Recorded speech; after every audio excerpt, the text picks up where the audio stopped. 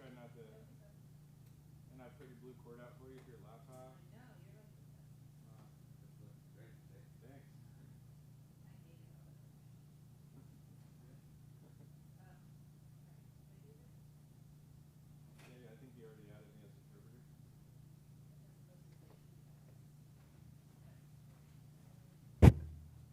Losing my steps very.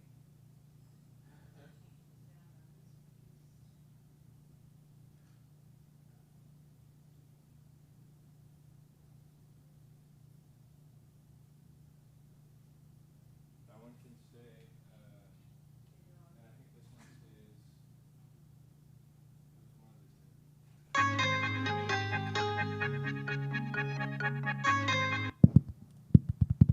Cheryl's here, right? Yeah, Cheryl's here, Brian's here. Amber's gonna share. Oh, snap. Ann is gone. That's it. Is she gonna stay in her? No, she's got it, because she's got the call box. With the request to talk. So she's got it sitting in there. Do you want me to move her name tag there? Yeah, that'd be great. Okay. Okay, go for it. Call that a call.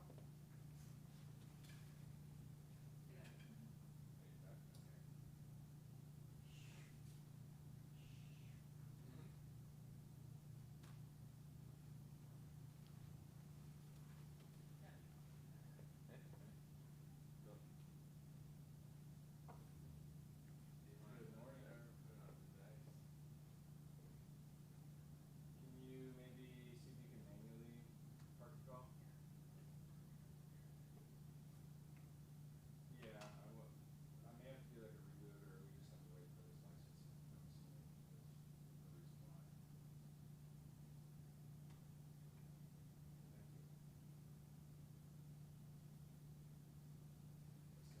you. Testing. You're gonna get feedback. Good morning. Good morning. Say, Paulette, Hello. can you hear me? Hello. Paulette, can you hear me? Let me know if you can hear me through Zoom. Perfect. Thank you. Okay. So we're still manually parking. For now, yeah. Unless she wants to reboot.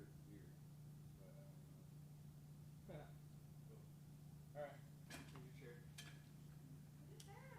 Let's go get another cup of coffee.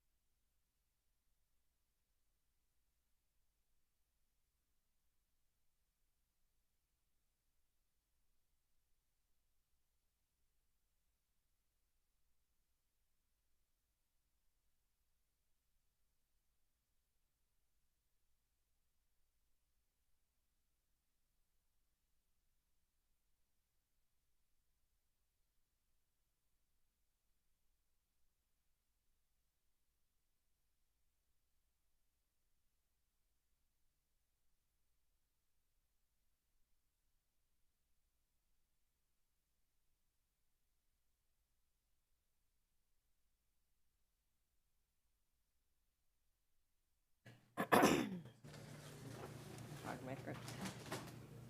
Vice Chairman, Free Word Life. Okay. All right, I would like to call to order this Napa County Board of Supervisors meeting for October 7th, 2025. Welcome, everyone. Roll call, please. Supervisor Ramos. Here. Supervisor Alessio. Present. Supervisor Gallagher. Here. Supervisor Cottrell is absent today, or excused. And Chair Manfrey. Here. Thank you. Okay, and I would appreciate if Barry Everling could lead us in the Pledge of Allegiance.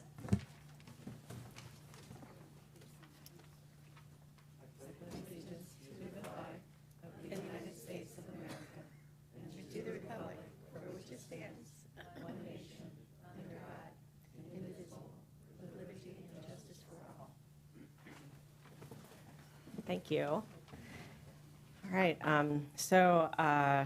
we have first up Pet of the Week, and we have Sarah who's here with Louise to, let's see, momentarily, Pet of the Week. Serafina?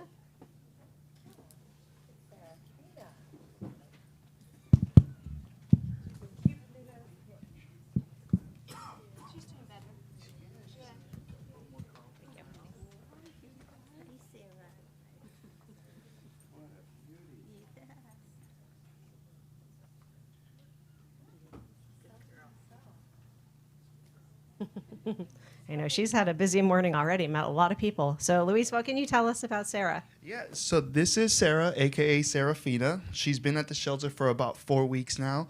She has a very interesting background story before she came to the shelter. So as you can kind of tell, or maybe not from the very back, she recently had puppies about 10 weeks ago. Her puppies, when she was first found, the animal control officers were able to bring them in. They brought them into the shelter, but there was no mom to be found. So you can see me in a panic trying to think, how am I going to bottle feed all these babies while having to bottle feed all these other babies? Luckily, animal control was able to bring her in. The backstory with her is she was found in an abandoned home where in between the two neighbors, they opened up the yard so the dog can go into both of the yards. Both of the neighbors were taking care of her. Over time, they kind of noticed, hey, she's getting kind of bigger. It's like, maybe she's just getting chubby. And then they started noticing, okay, she's getting a little bit bigger and bigger. And then they realized, oh, okay, she's pregnant. So now, since she's been at the shelter, she's been socialized with other dogs. We put her back to with her baby so she can nurse them. She stopped nursing about 3 weeks ago. And now she's just waiting to go up waiting to be picked up and get adopted. You can kind of tell by her demeanor, that's exactly how she is at the shelter. Pretty calm, pretty excited when you have food around her. When she's meeting other dogs, she's been really, really friendly and social. I don't know how she is going to be with cats, but given her temperament, she's most likely going to be doing good, especially if you have a bossy or sassy cat. We'll definitely put her in her place. But otherwise, she's just a backyard dog that's learning the beautiful world of Napa. She got to see some balloons today, and she was not a huge fan. Okay, thank you, Louise. Yeah, she's a sweetie. She's really gentle. So, okay, ready to go, Sarah? What's next?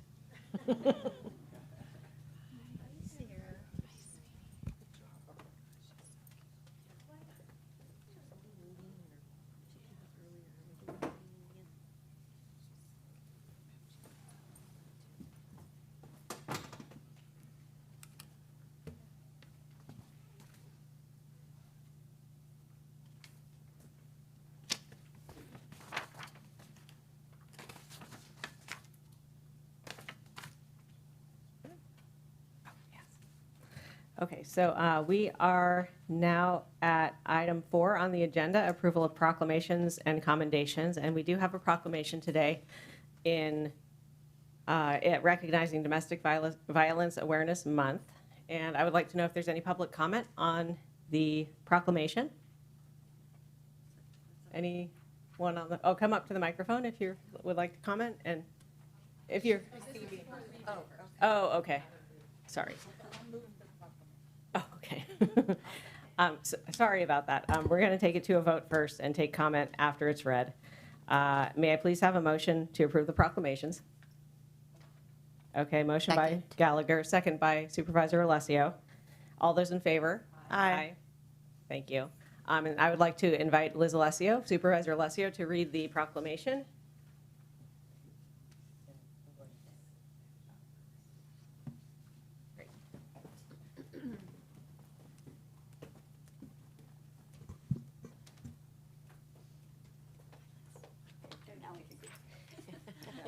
Come up here and join me, Tracy. I think Leaders is coming too. Oh, perfect. Excellent, excellent. Come join us. Thank you for this honor, Chair, Vice Chair Manfrey. So this is very important. I see you're wearing purple. Just for the occasion. I looked for purple. This is as close as I could find. But I want to read this proclamation from the Board of Supervisors of Napa County, California, recognizing Domestic Violence Awareness Month, October 2025. Whereas news, domestic violence, and sexual abuse services has been a lifeline in Napa County for 44 years, opening county's first confidential safe house on October 5th, 1981, and since then providing safety, shelter, and hope for survivors escaping abuse. And whereas every year since 1989, the United States Congress has recognized October as Domestic Violence Awareness Month, reaffirming our nation's commitment to stand against domestic violence and to meet the needs of survivors. And whereas Domestic Violence Awareness Month is a time to raise awareness and to uplift voices, needs, and experiences of survivors. This year's national theme, We Survive Always, calls on each of us to work in partnership with survivors, ensuring they are supported, believed, and never alone in their journey toward healing.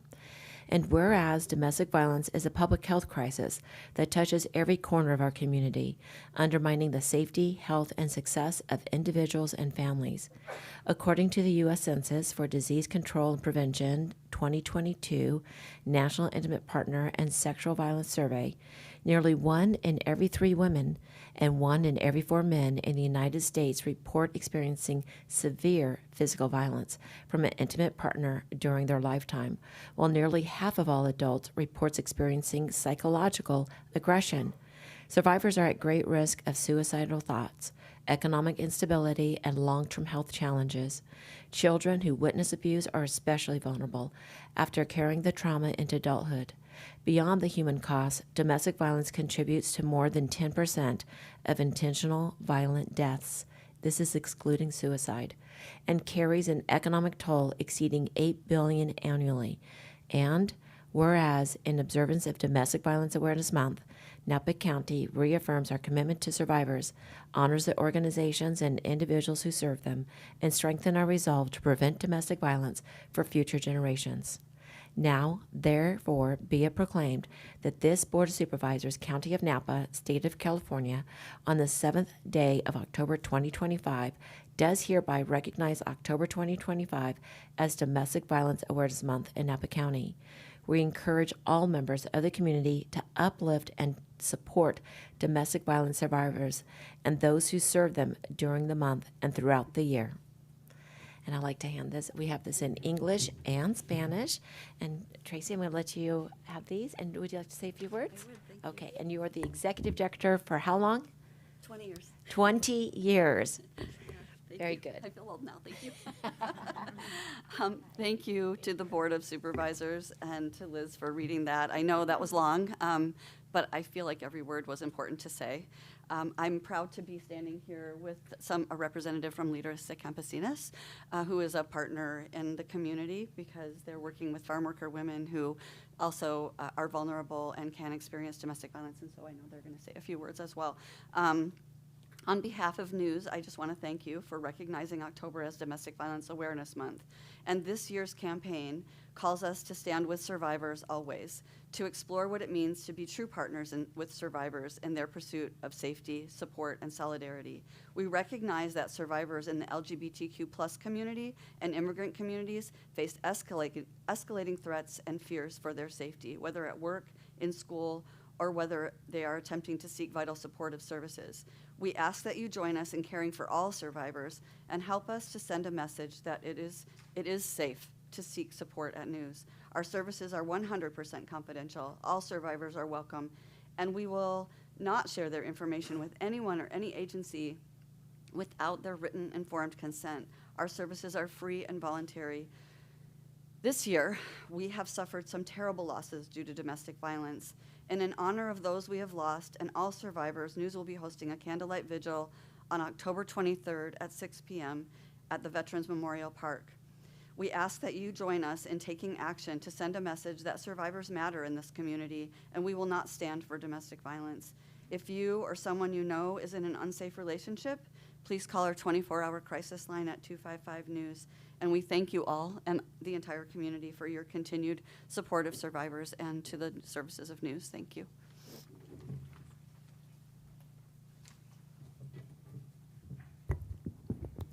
Hi everyone, mi nombre es Sveidi Piña, soy organizadora del comité de Napa y Sonoma. En nombre de líderes campesinas queremos expresar nuestro más sincero agradecimiento a la mesa de supervisores por esta proclamación en conmemoración al mes de concientización sobre violencia doméstica. Este reconocimiento significa mucho para nosotras, porque no solo honra el trabajo de la organización, sino también de la dedicación, la compasión y el liderazgo de muchas mujeres campesinas, voluntarias y promotoras que entregan su tiempo, su corazón para servir a las comunidades. A través del liderazgo de líderes campesinas, nuestras miembros trabajan todos los días para educar, apoyar y empoderar a las mujeres y familias de áreas rurales, especialmente a quienes enfrentan barreras para acceder a los recursos y seguridad y justicia. Una de nuestras actividades más significativas durante el mes es la campaña de Mandilitos, donde nuestras miembros voluntarias expresan mensajes de prevención y esperanza a través del arte. Cada mandilito lleva un mensaje poderoso que representa valentía, conciencia y amor, y símbolo de resistencia y recordatorio que juntas podemos romper silencios y construir comunidades más seguras y llenas de esperanza. Recibimos esta proclamación con profundo agradecimiento y con un renovado compromiso para seguir trabajando por la justicia, la seguridad y la dignidad de cada mujer, cada familia y cada trabajadora agrícola en nuestras comunidades. Gracias nuevamente a la mesa de supervisores por reconocer esta importante causa y por acompañarnos en la lucha para poner fin a la violencia doméstica. Juntos y juntas podemos seguir llevando conciencia, sanación y esperanza a nuestras comunidades. Gracias. Hi, my name is Gina Enriquez. I'm helping Sveidi. I work for Napa Valley Community Housing, and we work as community. I'm helping to read this in English. My name is Sveidi Piña. I am the local organizer for Napa and Sonoma committees. On behalf of Líderes Campesinas, we want to express our heartfelt gratitude to the Board of Supervisors for this proclamation in recognition for Domestic Violence Awareness Month. This recognition means a lot to us. It not only honors the work of our organization, but also the dedication, compassion, and leadership of the many farm workers, women volunteers, and promotores who give their time and heart to serve the communities. Through Líderes Campesinas, our members work every day to educate, support, and empower women and families in rural areas, especially those who often faces barriers to resources, safety, and justice. One of the most meaningful efforts during this month is our Mandilitos campaign. In this campaign, our volunteer members create art on aprons, mandilitos. Each one is carrying a message of prevention, awareness, and hope against domestic violence. These aprons are more than art. They represent stories, courage, and voice to that refuse to remain silent. Each mandilito is a reminder that together we can break cycles of violence and build communities that are safe, supportive, and full of love. We receive this proclamation with deep appreciation and with the renewed committee to continue working for justice, safety, and dignity for every woman, every family, and every farm worker in our communities. Thank you again to the Board of Supervisors for recognizing this important cause and for standing with us in the fight to end domestic violence. Together, we can keep spreading awareness, healing, and hope to our communities. Thank you.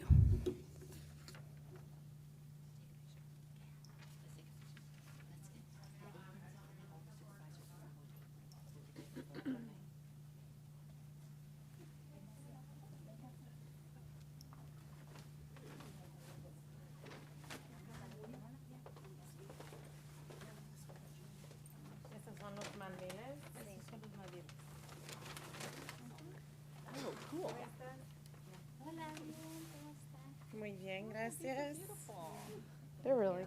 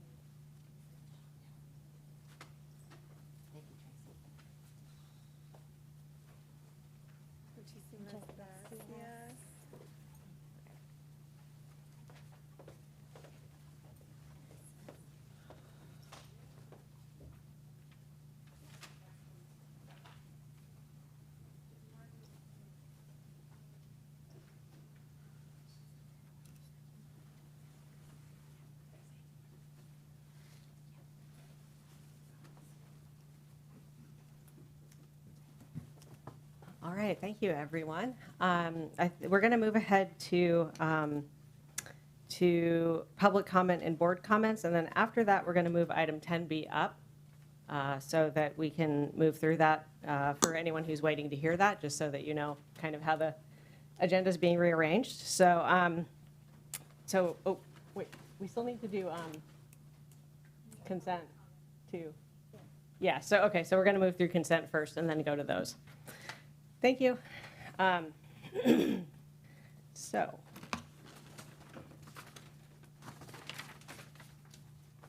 Okay, do we have any board comments or items to pull off the consent calendar? No, seeing none. Is there anyone wishing to make a public comment on anything that is on our consent calendar today? I don't see anyone in the room. Is there anyone on the phone? No. Chair, I'll go ahead and make a motion to move the consent items A through S. Thank you. I will second. Okay, so first by Supervisor Ramos, second by Supervisor Gallagher. All in favor? Aye. Motion passes unanimously. Thank you very much. Here we're going to move on to public comment. We will now take public comment for anyone wishing to speak on items not on the agenda today. Is there anyone in the room? Yes. Yeah, go ahead and approach the podium, and you have 3 minutes. Thank you. My name is Peggy Squires. I grew up in Napa and left in the 70s, but visited Napa frequently over the years that I lived in other parts of the United States. Most relevant is when I lived adjacent to Los Angeles International Airport for 15 years. I returned to live in Napa 30 years ago to live once again in the home I grew up in Old Town Napa, which is between Food City and Old Sonoma Road and Shears School.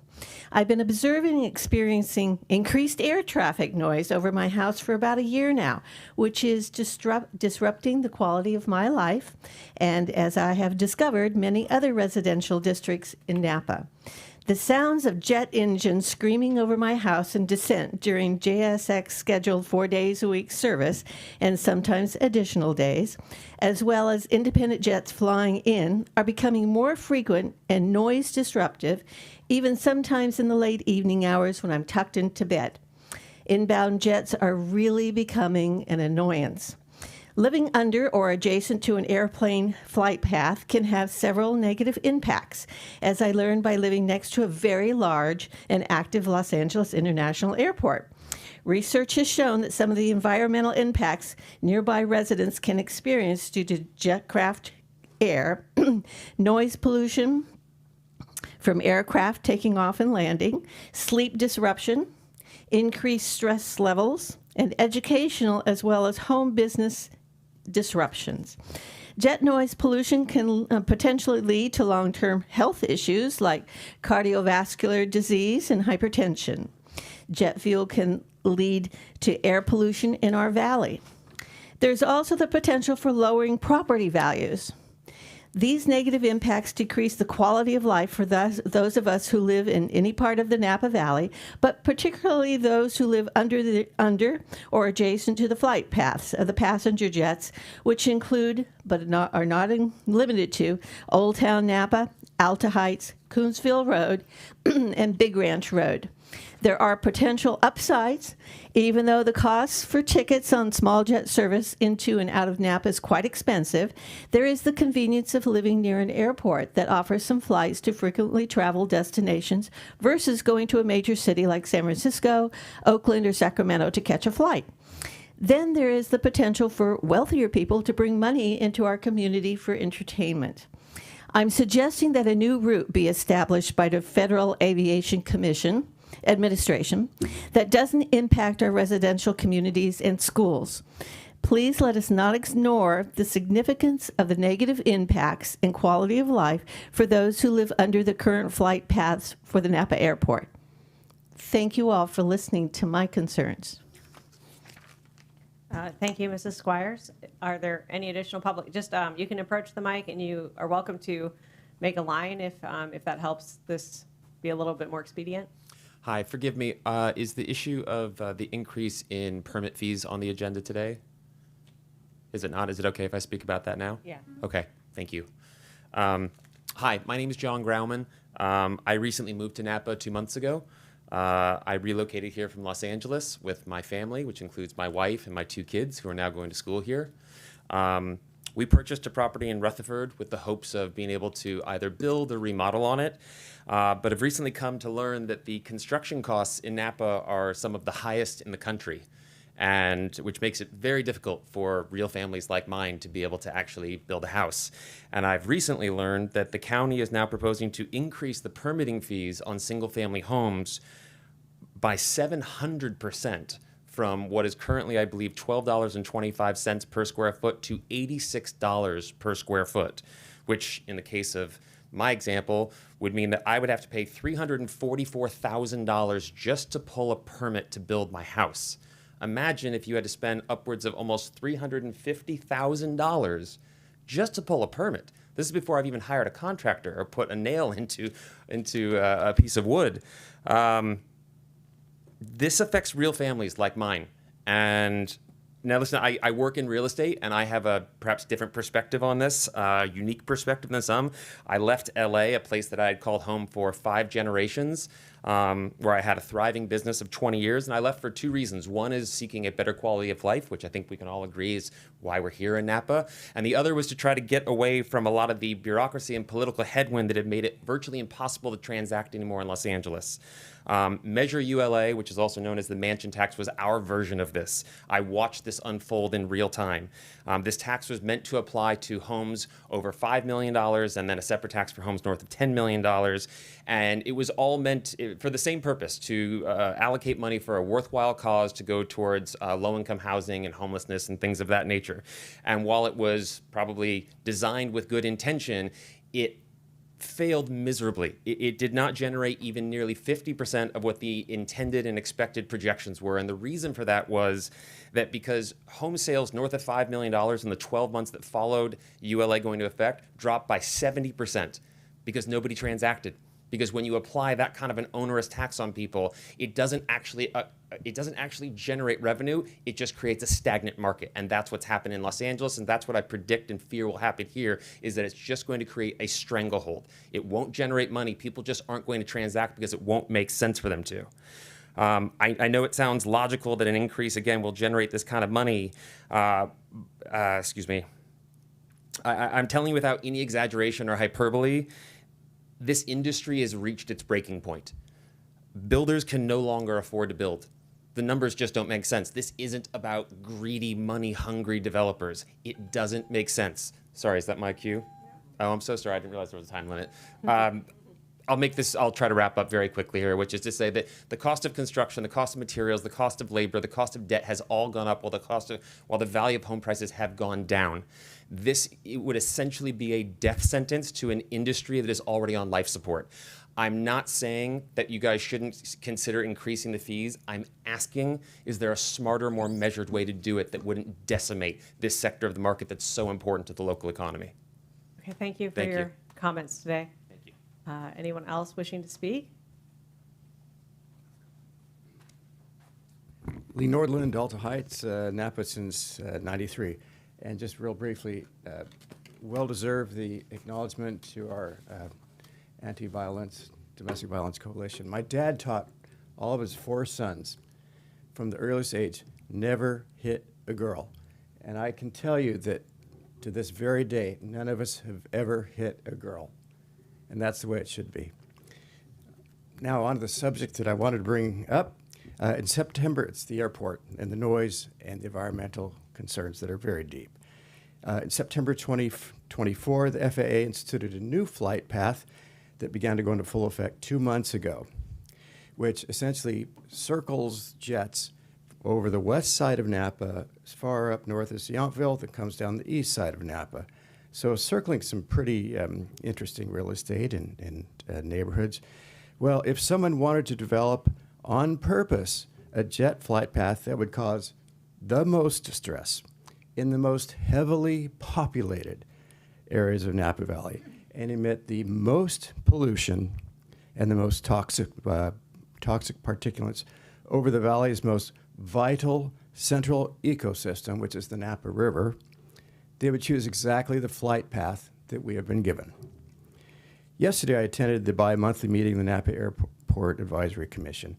Every member of the public speaking supports the airport. but many of their concerns seem to be ignored so far. We don't want to have our lives destroyed by the airport. Indeed, the public comments, some were very sad. A school teacher whose lessons get interrupted twice in 30 minutes, costing over 10 minutes to get her class back on track. So she loses a third of her teaching time. Imagine that happening in all 7 schools the flight path goes over. A family whose commemoration of the death of a young daughter gets swamped by jets flying overhead. As the father said, that was not a very good day. There are countless stories like this going on right now here in your neighborhoods.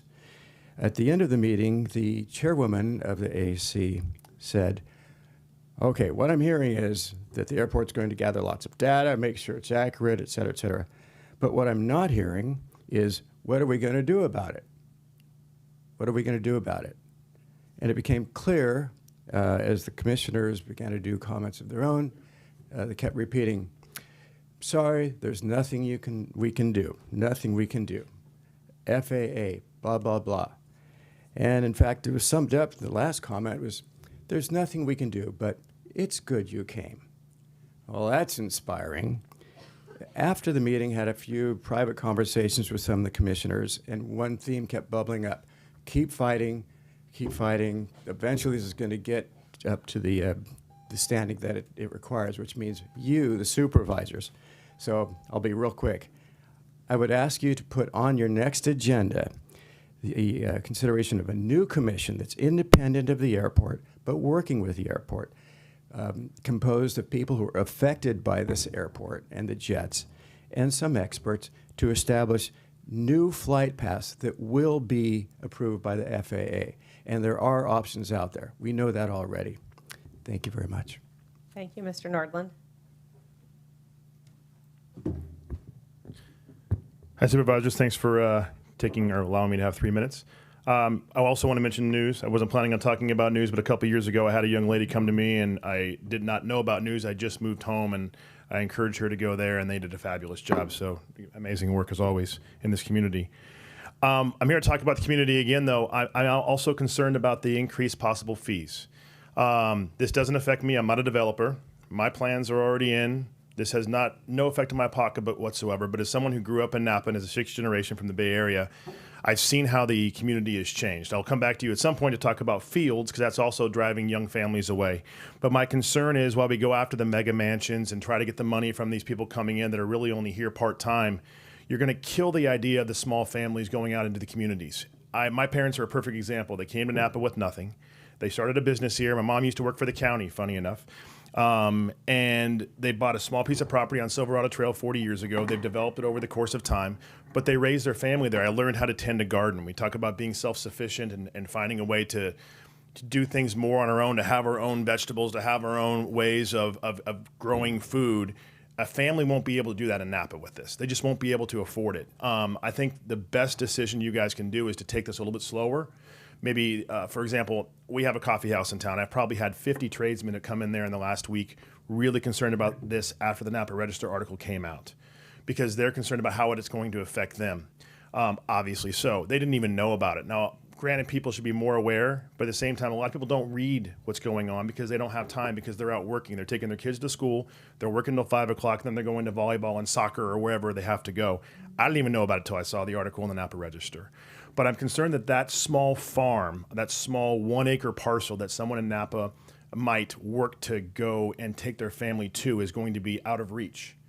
My family wouldn't be able to do it with the new fee structure. They just wouldn't. And I think that's something we really have to be concerned about, because we are losing young families in this town. They're leaving. Solano County is actually actively encouraging people to come there.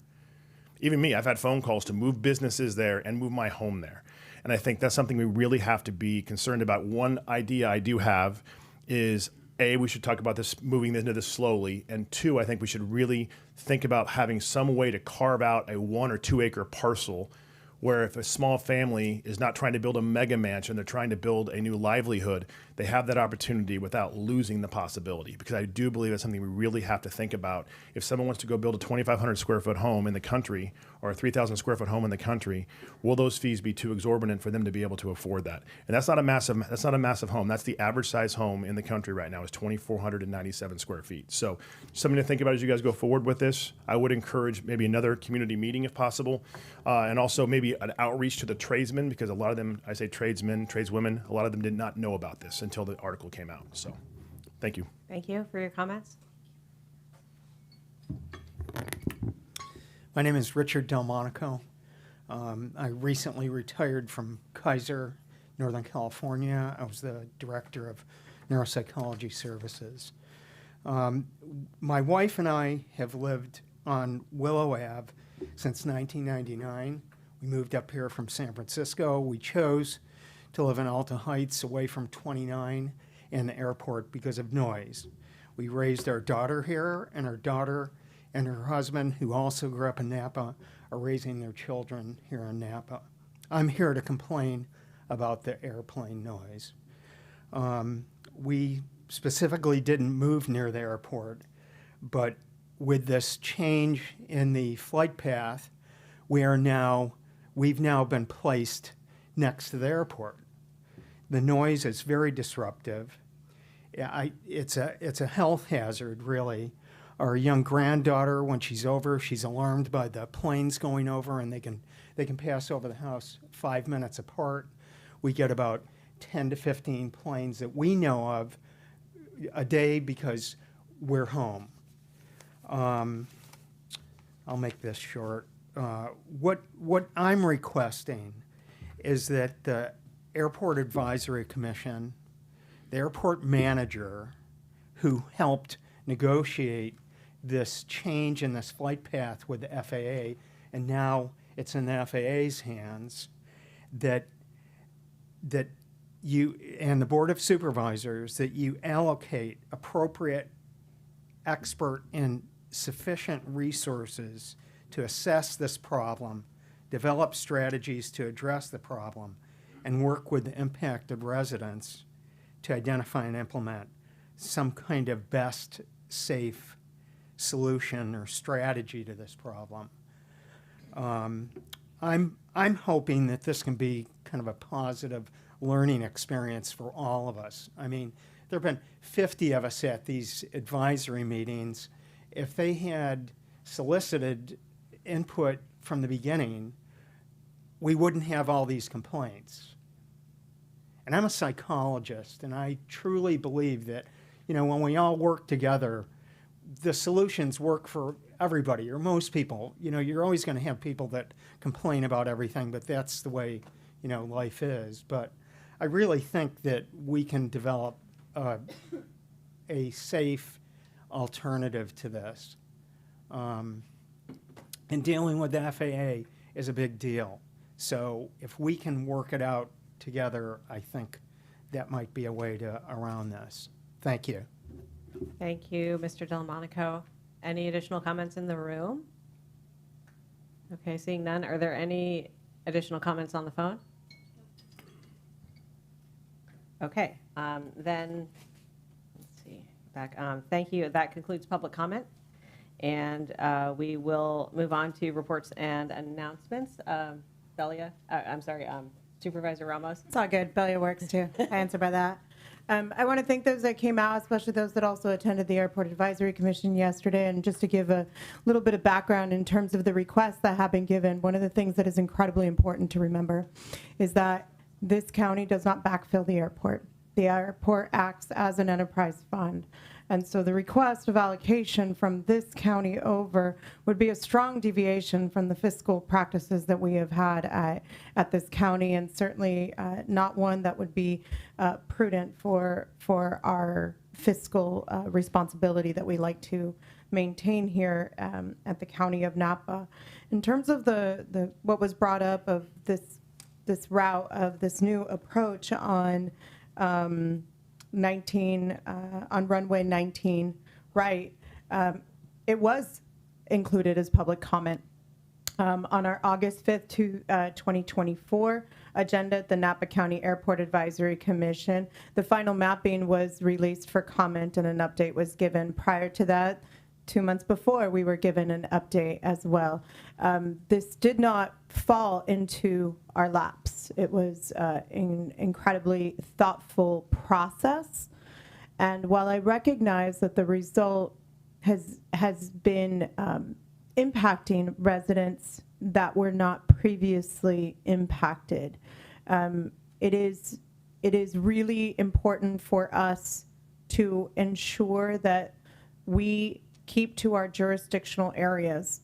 The airport airspace is not our jurisdictional area. We can provide comments, and we will, and that is exactly why we are, in fact, soliciting information. We have our noise hotline, which is 254-4333. We will make sure that the airport staff is providing an easier platform online to be able to submit concerns regarding the airport airport approach noise and activity. But I do want to say, I think it's important that for my colleagues, and we've had, the airport goes through phases, kind of like a teenager, like they're cute and then they're not cute. And that we're in a not cute moment here at the airport. And the noise impacts are something that we have been cyclical in nature. There are a lot of things that affect noise and how it travels, but we do take them incredibly seriously, and that is why we are making sure that we are providing sufficient space for public comment to happen at the Airport Advisory Commission. I want to reiterate that the Airport Advisory Commission is they are the people that we rely on to provide us more expertise information than what we would know. Unless my colleagues have recently gone to flight school, I believe none of us are pilots. Whereas on the Airport Advisory Commission, most are, or at least have some relationship to aviation. In regards to the board making a decision with flight patterns, that is not something that we do. We do not operate as an airport commission. We operate as the Board of Supervisors. And that is a tremendous policy change that has not been brought before this board to do that. I do want to stress we understand the concerns and the impacts. We very much appreciate the feedback you have given us, and we will continue to work with the noise working group. And I personally, either myself or my staff are in those meetings. We haven't missed one yet, and I am incredibly aware of the impacts. I live, as the crow flies, I think less than a mile from the airport. I absolutely understand what is happening, but I also want to stress that the importance of this county to ensure that we provide for the fiscal and economic stability of the airport and what it does in fact offer. And it is, I am relieved to hear of the support of the airport, and we will continue to work through that. So that's my noise working group update for my colleagues. And so thank you so much for being here.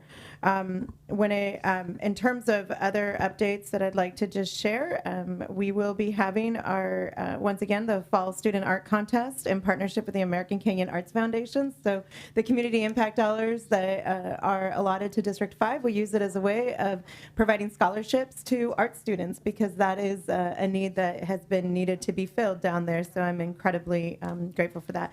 I had the opportunity to go recently this week with Supervisor Manfrey up to Lake Berryessa. And in addition to having delicious egg rolls at Turtle Rock, we had an opportunity to look at the activity and to also hear from people in and around the lake as to the impacts that the mussel tagging has had on lake operations. And so definitely something for us to consider as we come back. We also had an opportunity to talk with those interested regarding concerns about the change changes that have happened recently as of late at the Spanish Flat concessionaire, and so we'll be sure to follow up on that even more.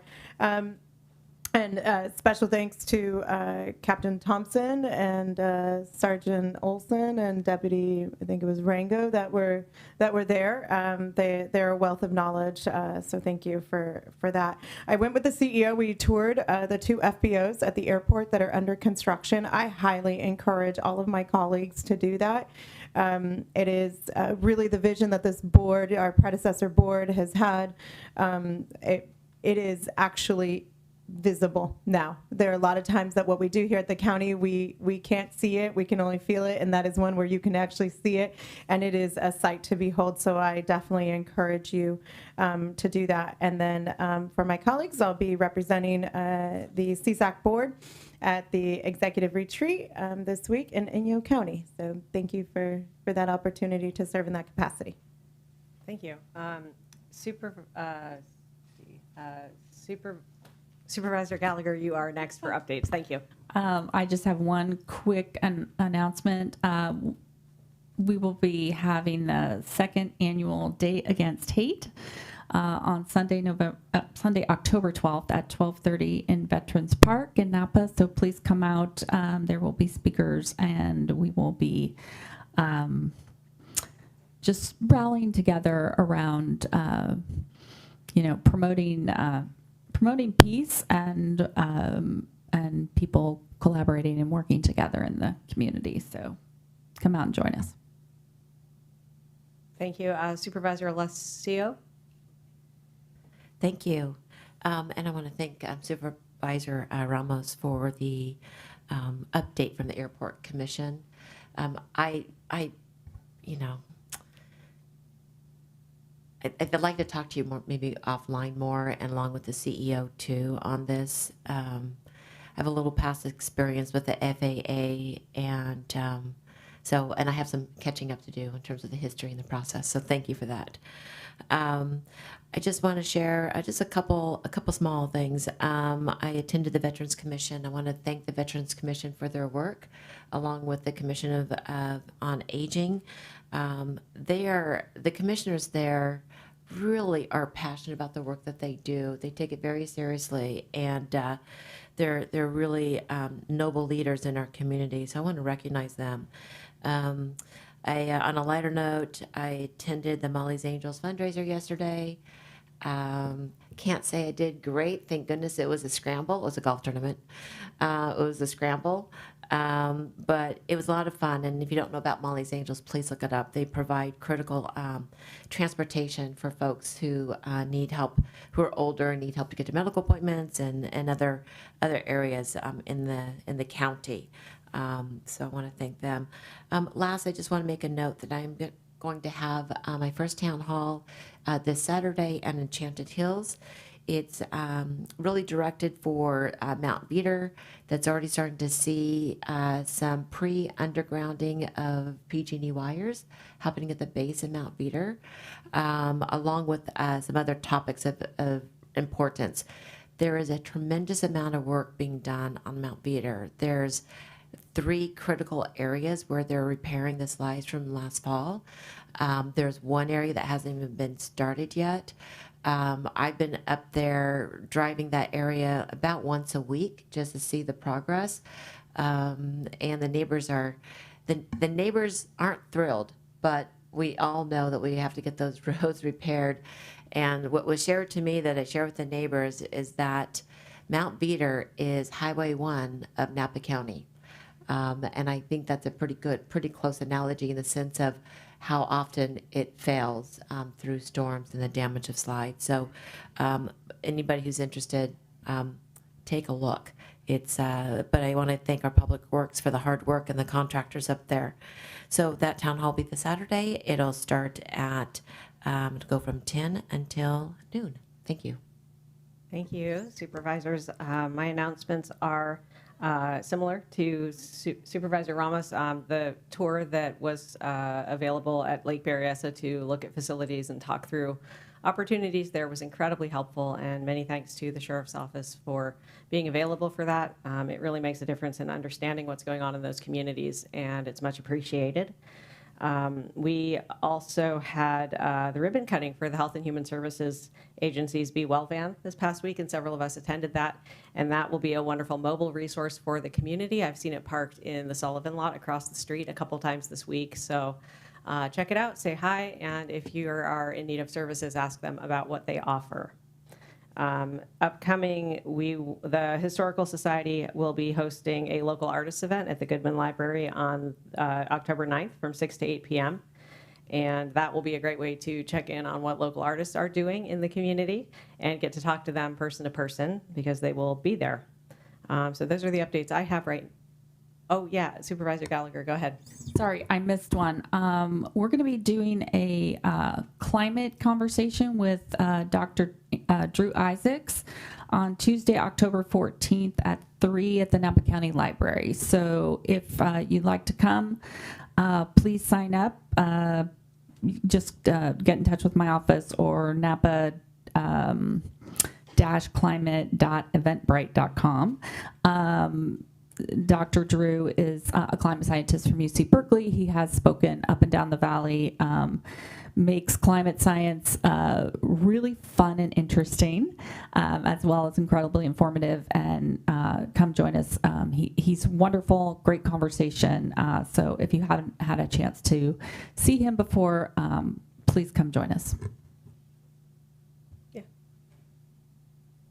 Thank you. Normally we're one and done on this, but I do just want to say, as I'm looking at those who are sitting out here that came for public comment regarding the fees, I just want you to know I've heard you. I think we've all heard you, and thank you for taking the time. Thank you, Supervisor Alessio. And I also forgot one, which is that this past week, last week, we held our town hall for District 4 at Woodin and Gordon Valley, and I really appreciate everyone who came out for that. We had a wonderful showing from the community and also from all of the county service providers and partners who were there to talk to residents directly. Okay, so we are moving on to item 10B, which is considering a resolution informing the public of the November 4th, 2025 special election, the substance of Proposition 50, and information about local ballots and ballot drop box locations and hours here in Napa County. I would like to invite Andrew Mize to speak on this topic.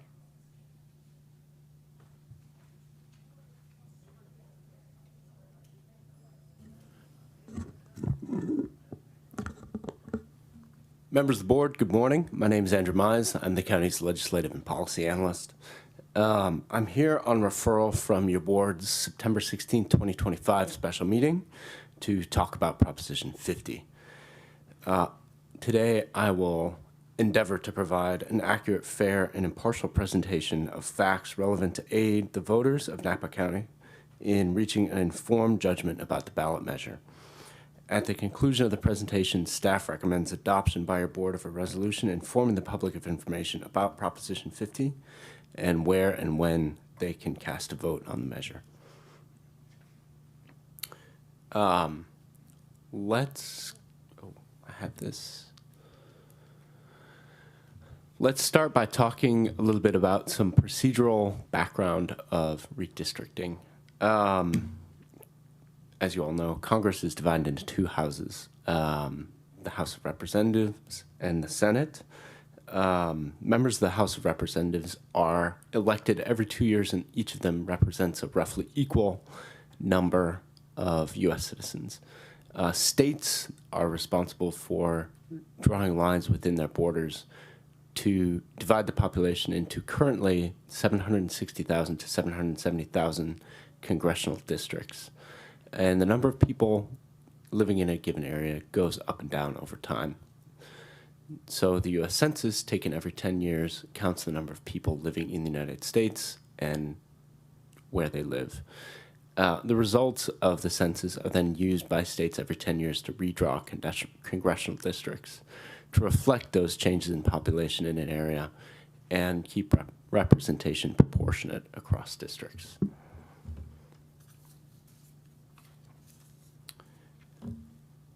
Narrowing our focus a bit to California, Before 2010, the California legislature drew congressional district maps, and this is a practice still used by a majority of states.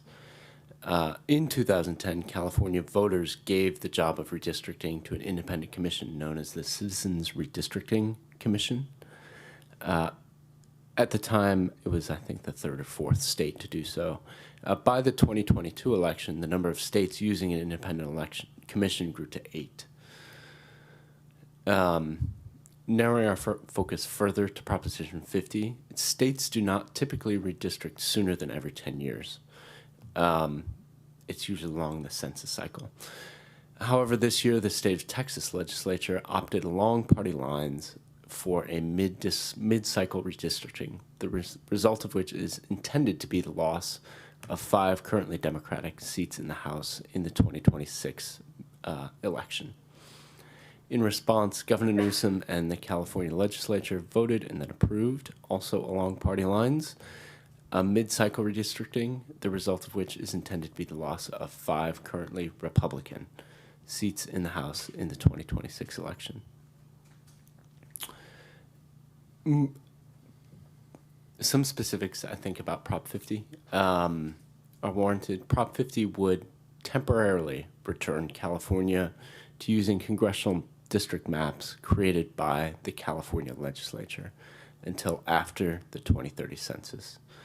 After the 2030 census, under Prop 50, the Citizens Redistricting Commission would regain authority to create maps using the results of the 2030 census.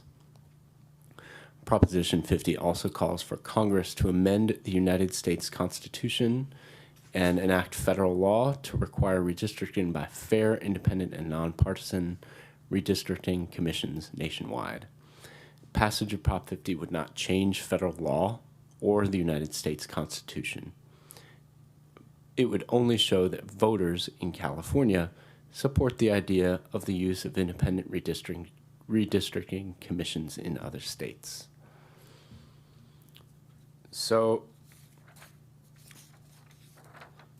let's talk about what your vote means on Proposition 50. A yes vote means that the state would use new legislatively drawn congressional maps starting in 2026. California's new maps would be used until the California Citizens Redistricting Commission draws new maps following the 2030 census. A no vote on this measure means that current congressional district maps drawn by the California Citizens Redistricting Commission would continue to be used in California until the commission draws new maps following the 2030 census. Let's look at the maps. This is the current 4th Congressional District map. It includes all of Napa and Lake counties and parts of Sonoma, Solano, and Yolo counties. This is the proposed 4th Congressional District map. The 4th District would include all of Napa, Yolo, Colusa, Sutter, and Yuba counties, and parts of Lake, Sonoma, Placer, and Sacramento counties.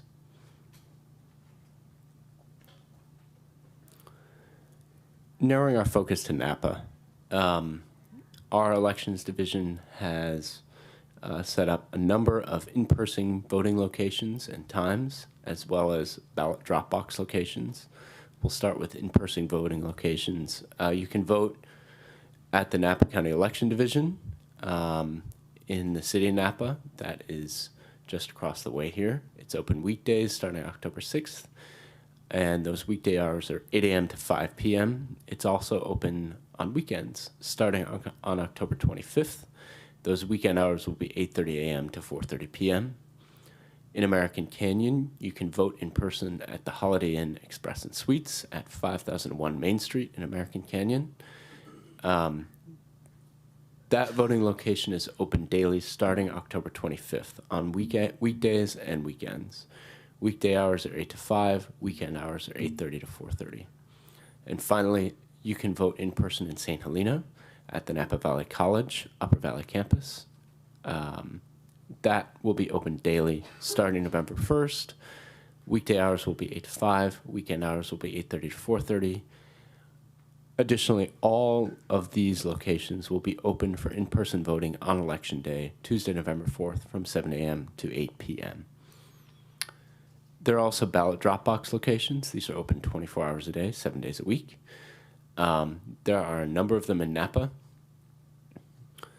at Soskel and Lincoln, Solano, south of Redwood, South Jefferson Street,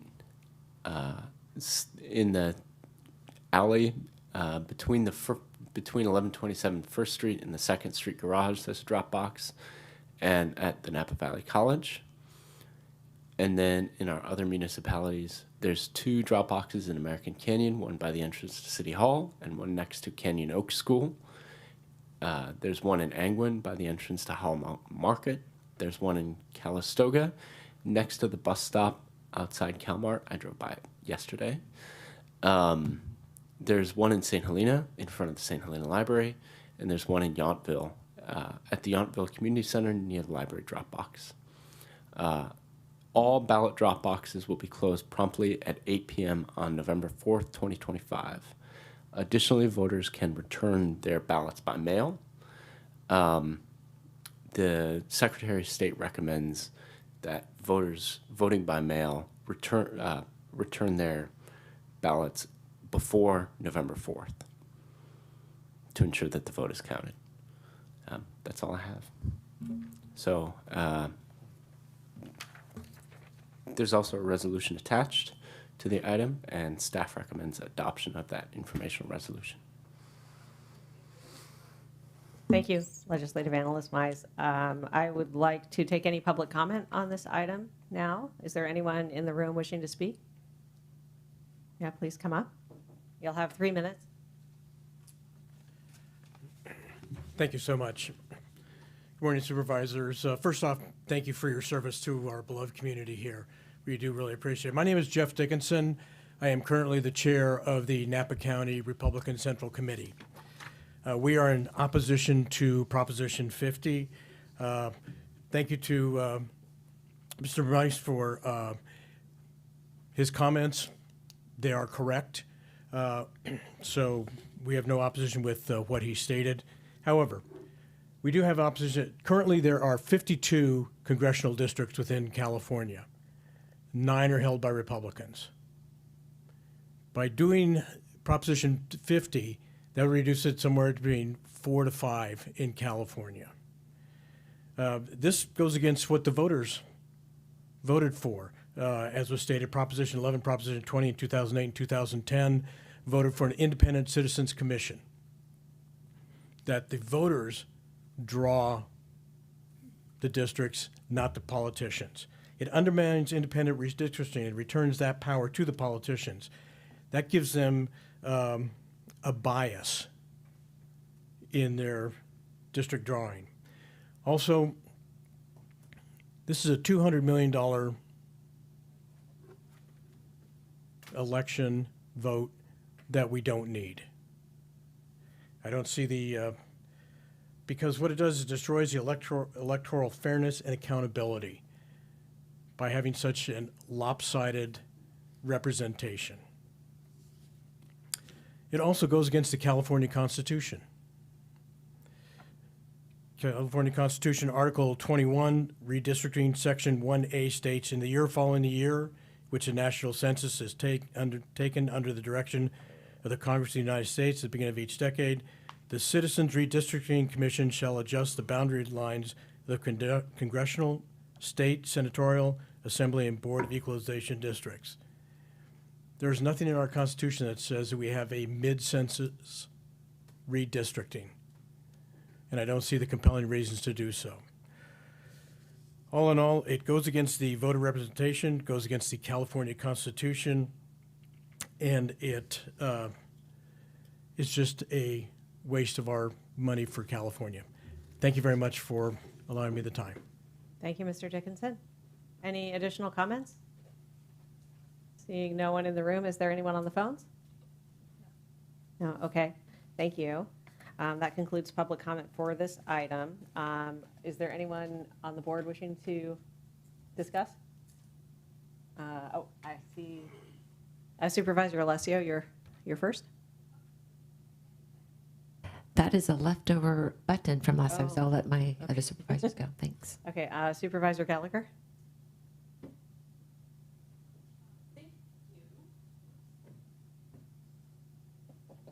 Pushing all the wrong buttons. Thanks, Mr. Mize. That was a great presentation. I just wanted to make a few comments. Thank you. I think that's great that we have a resolution that helps to educate our constituents and encourages people to vote. I do want to say that I want to respond a little bit to what's been said in public comment and also through the community, that this is not politicians making a decision, this is voters making a decision. That is what Prop 50 is. It's completely unlike what Texas is doing. The Texas legislature made the decision for their voters. We are having the opportunity to make our own decision. And I think it's worth pointing out that this is a power grab that is directly attributable to the president using the Texas legislature, not the voters, to enable him. And the Prop 50 is simply a way to neutralize this power grab and to protect democracy and fair elections. So I believe that what California is doing is a direct response to an attempt to quote unquote rig elections, and that it's incumbent upon us to make sure that we respond in a way that protects democracy. So I personally am supporting the measure, and I would like the board to support the measure. Thank you, Supervisor Gallagher. Supervisor Ramos? Thank you so much. And thank you, Mr. Mize. That was, I think, as the public commenter said, that was a very accurate description of what is actually happening here in the redistricting, the proposed redistricting in California. And like Supervisor Gallagher already said, this is not, this is actually going to be in the voters' hands. And that is, I think, one of the most important things that as we look at this, we are giving people the right and the opportunity to be able to share their opinions on whether this is the move that California should make. I want to be very clear. You know, it is a very bold move for a county to take a position. And I, like Supervisor Gallagher, am in support of this. And the reason is, whether we like it or not, partisan politics plays a very key role and directly affects the funding that we receive, especially for health and human services and for disasters.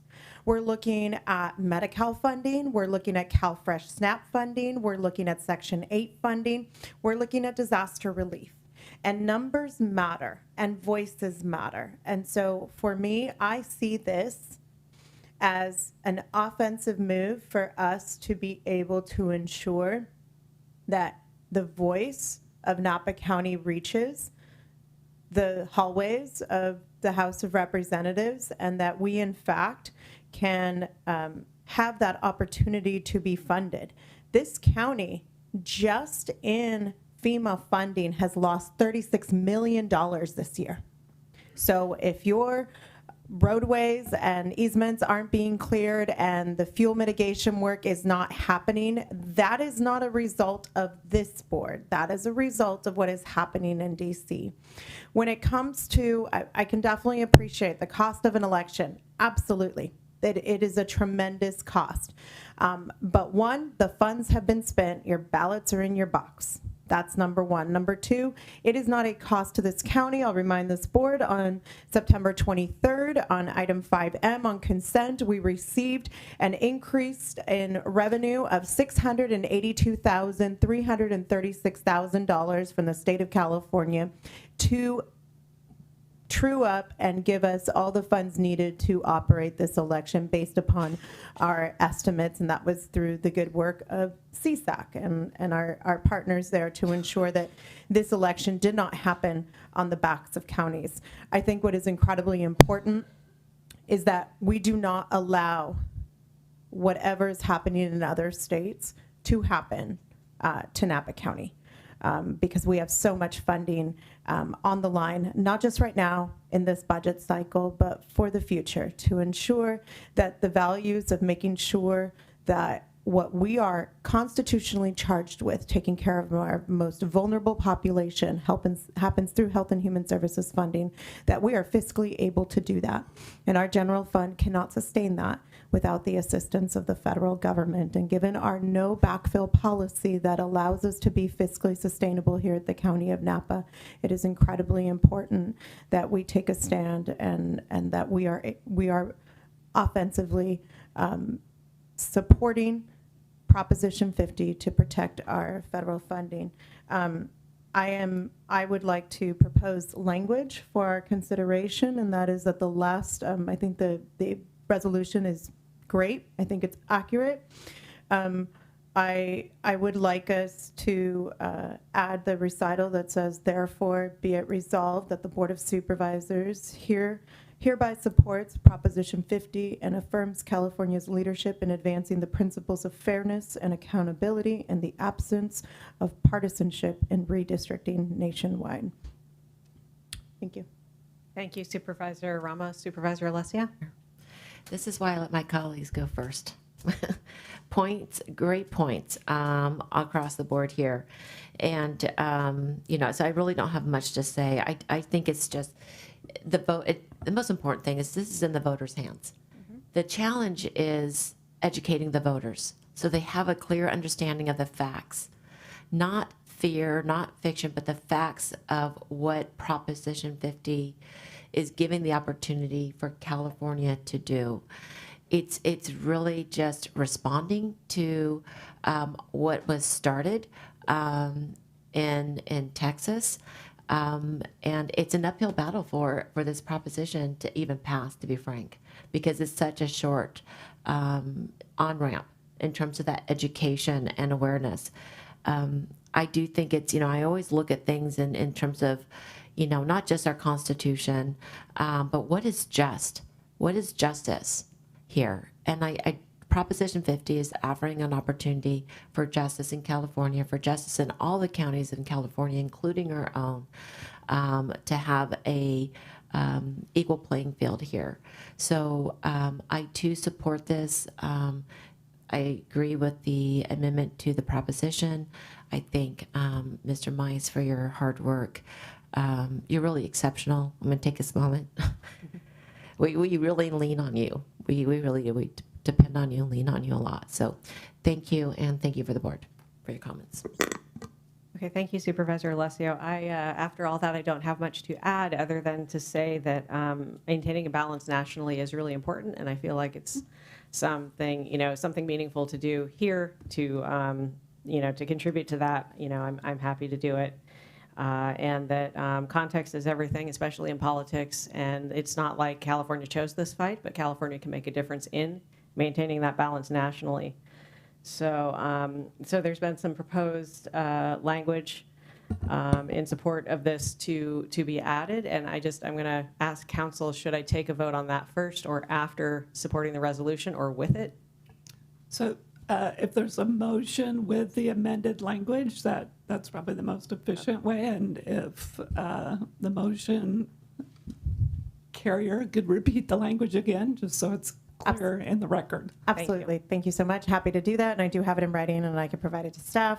I'll make a motion that we approve this resolution 25-17-18 and that we add that we change the last paragraph as now therefore be it resolved that the Board of Supervisors hereby supports Proposition 50 and affirms California's leadership in advancing the principles of fairness and accountability and the absence of partisanship in redistricting nationwide.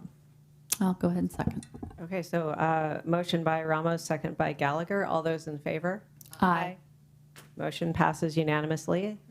That is item 10B. We'll be moving back up the agenda to item 9A, which is the introduction of and intent to adopt an ordinance of the Napa County Board of Supervisors, State of California, amending various sections of Chapter 5.70, single-use plastic bag reduction, and Chapter 5.80, reusable foodware and waste reduction of the Napa County Code. And I just want to note quickly, this item has a correction memo adding a red line version of the ordinance to the item. So that might have not been posted initially last week with the agenda, but it's there now. And I invite Planner and Natural Resources Ryan Melendez and Planning Director Brian Bordona to speak on this topic. Thank you. Oh, and I'm opening the public hearing. Thank you.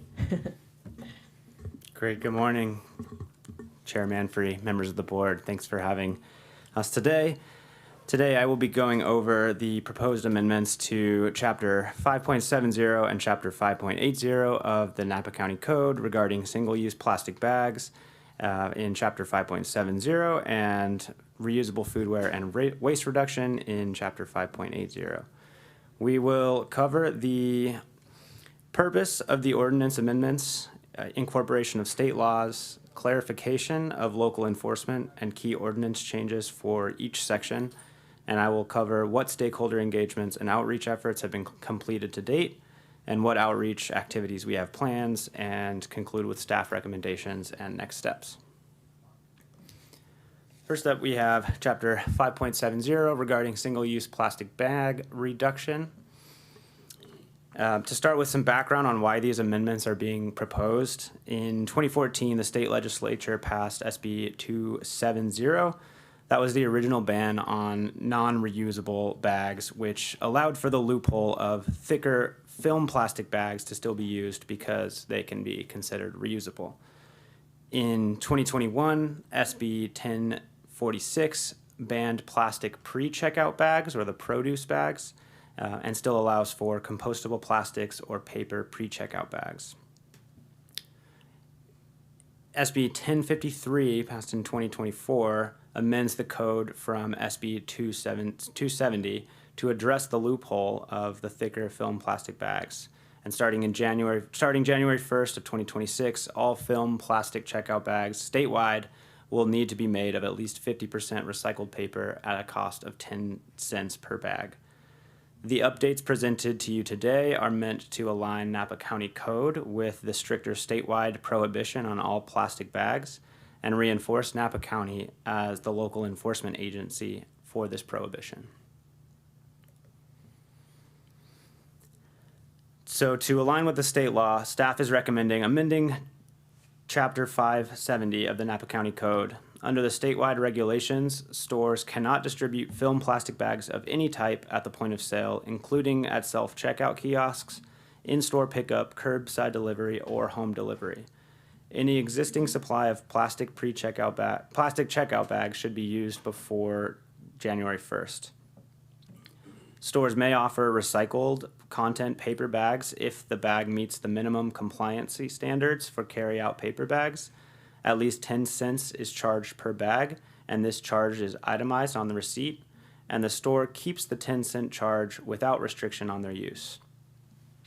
The regulations in SB 1053 require stores to provide a recycled paper bag at no cost at the point of sale to customers participating in the WIC and the CalFresh Supplemental Nutrition Assistance Program, or SNAP. And this law does not apply to pre-checkout bags, which are covered under the regulations imposed by SB 1046, which bans the pre-checkout bags. While the update to the regulations simply reference the sections in the statewide Public Resources Code, staff included language regarding local enforcement to reinforce the responsibility of Napa County as the enforcement agency. The amendments clarify the roles and responsibilities of Napa County enforcement officers and the penalties set forth in the state code. Moving along to the proposed amendments to Chapter 5.80. Some background on this ordinance. On December 3rd, 2024, the board adopted Ordinance 1501 to reduce waste and pollution from disposable foodware. This ordinance is scheduled to take effect on January 1st of next year. However, as staff prepared for outreach and education to the public and businesses and stakeholders, which would be affected by the new regulations, staff identified several sections that may cause confusion and could be clarified. Staff has preemptively addressed several of these pinch points and present the proposed amendments to help in the rollout and implementation of these regulations to the public and to better align with several state regulations relating to waste reduction, composting efforts, and education requirements. So to go over the key proposed ordinance changes, these include adding, removing, consolidating, or clarifying several definitions. We had several definitions for the term of food provider or food vendor or vendor. We have consolidated those into prepared food vendor and clarified and specifying several other definitions that were superfluous. We created a specific section prohibiting the use of polystyrene or styrofoam. This was already a requirement in the code, but we separated this into its own section to more easily ensure that there are no exemptions for this regulation. We consolidated regulations for the foodware for used on premises, off premises, as well as allowing for customer provided foodware, and specifying events and temporary events into one section. For on-premises dining, prepared food vendors must use reusable foodware. For off-premises dining, including delivery and takeout services, prepared food vendors can use disposable foodware so long as they are compostable. Customers are allowed to bring their own foodware to a restaurant to use for takeout services, provided that their foodware items are clean and sanitized according to the state health code. Events and temporary events must use compostable foodware, so they are beholden unto the requirements for off-premises dining. Additionally, we specified a 2-year time limit for temporary waiver applications for on-premises regulations only. So these would be the requirements for reusable foodware. And if granted a temporary waiver, prepared food vendors must still adhere to the compostable disposable foodware regulations. We specified 2 pathways for these temporary waivers to apply. One for environmental health or public health constraints, such as a winery that is already at capacity for their water usage and adhering to the regulations of on-premises dining for reusable foodware would push them over their limit for on-site water or wastewater usage. The second pathway is for space or staffing constraints to be able to comply with on-site dishwashing for reusable foodware. Waivers would be submitted to the Planning, Building, and Environmental Services Department for review and approved within 30 days of submittal. We added a section specifically to require businesses to hold annual training on these regulations. This coordinates efforts with the regulations imposed by SB 1383 relating to composting and waste sorting. And staff would be available, both PBES staff as well as the county's solid waste team and our partner organizations for waste hauling and waste processing would be available to assist with education of employees. Few last changes, we would require prepared food vendors to keep records of the disposable foodware that they have purchased, as well as their compliance with the completion of employee training for a minimum of 3 years to be reported to county inspection and enforcement officers. We would remove section 5.80.070 relating to the distribution of disposable plastic bottled beverages on county property. As the county is not beholden onto these regulations, staff feel that these rules would be better suited in a county purchasing or other county policy rather than this ordinance, and staff can work with the county purchasing team and other departmental staff to develop this policy, which hasn't been updated for several years. And lastly, updating the list of exemptions to allow for easier understanding of the regulations. Moving on to outreach and education activities. We had originally posted the ordinance to the PBES website on February 12th, 2024 for review. A notice was sent out in the mail that the ordinance was available for review and was sent to food vendors, prepared food vendors, as well as other stakeholders interested in the Napa County Climate Action Committee related matters and other stakeholder groups. An FAQ document explaining the ordinance was posted to the PBES website in March of 2024, including a version in Spanish. Staff presented the original ordinance to the Napa Chamber of Commerce on March 6th, and staff have created a website dedicated to the outreach efforts with this ordinance to help stakeholders and prepared food vendors understand and comply with the regulations. And regarding this update, we have circulated the proposed amendments to various partnering organizations and subject matter experts on these regulations.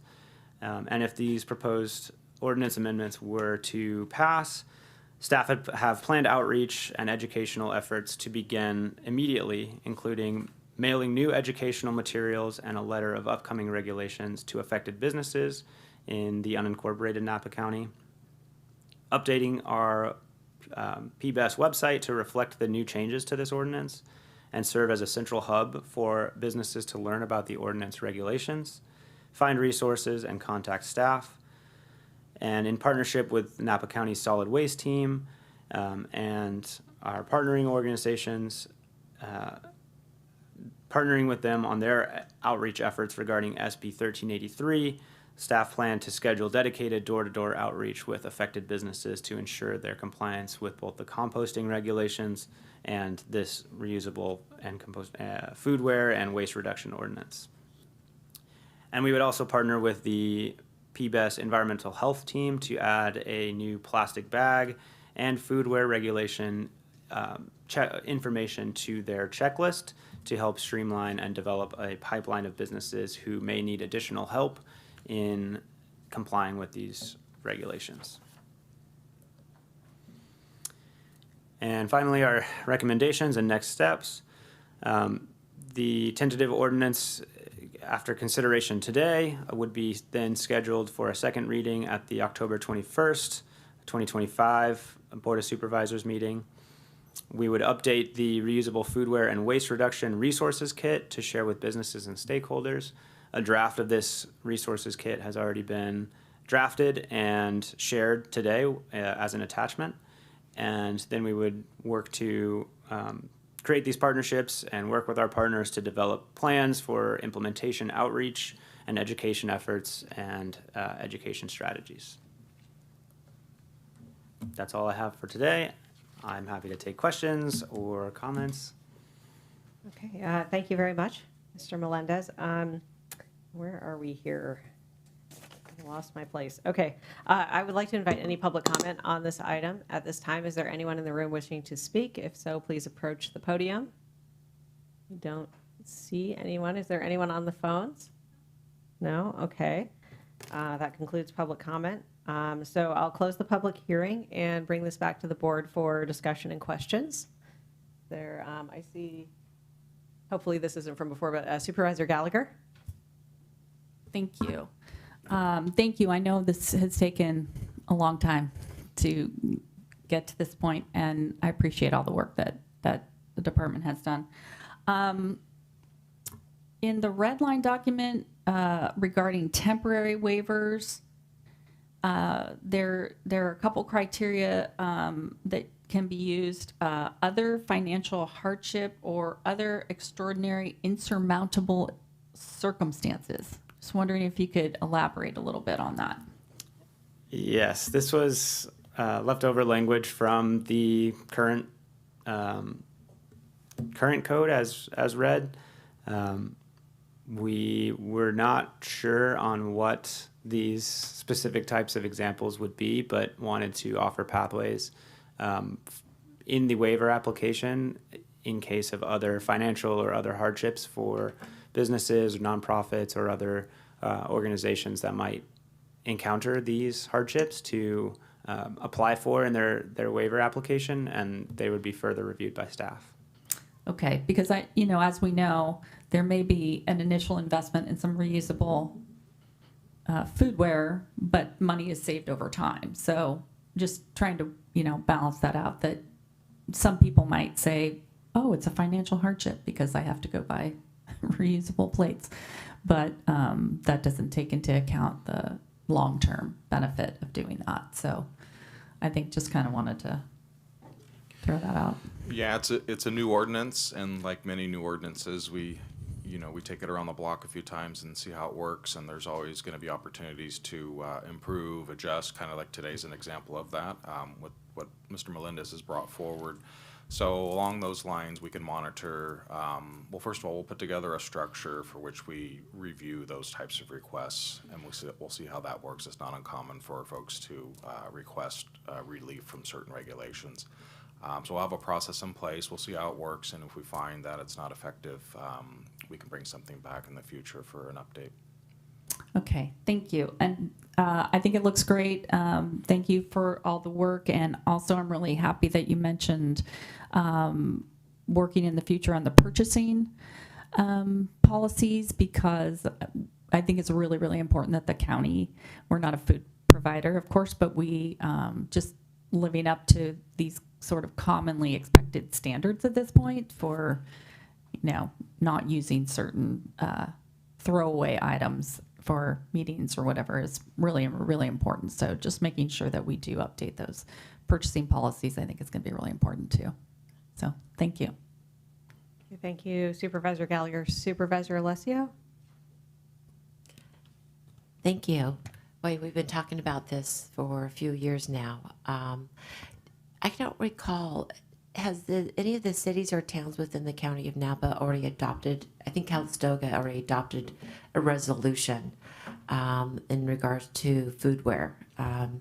That's correct. I believe it's been a couple of years since they've done this. Yes, the city of Calistoga, I can't remember when their ordinance went into effect, but they do currently have a reusable foodware ordinance, yes. Correct. None of the other jurisdictions within the county, incorporated jurisdictions within the county, have passed similar ordinances, but many have considered or will be considering very shortly.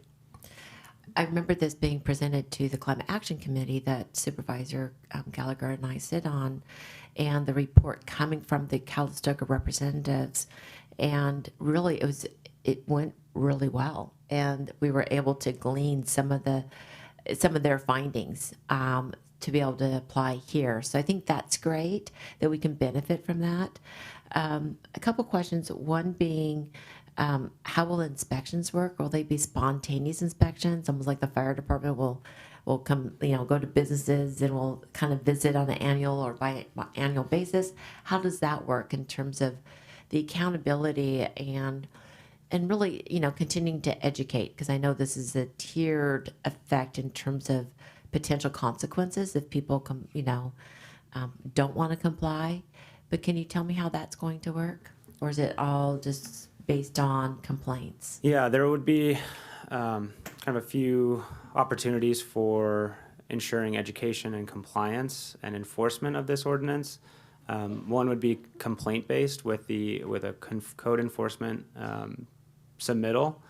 If a patron of a prepared food vendor noticed that there were not a business was not compliant with these rules, they could submit a request or a complaint to our code enforcement officials, who would then further investigate and impose any educational materials as well as any penalties provided by this ordinance.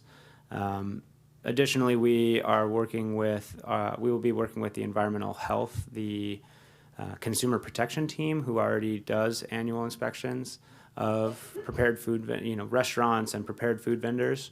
And we would establish with their inspection process a mechanism for adding these regulations for now for businesses located, prepared food vendors beholden under these regulations within the unincorporated county.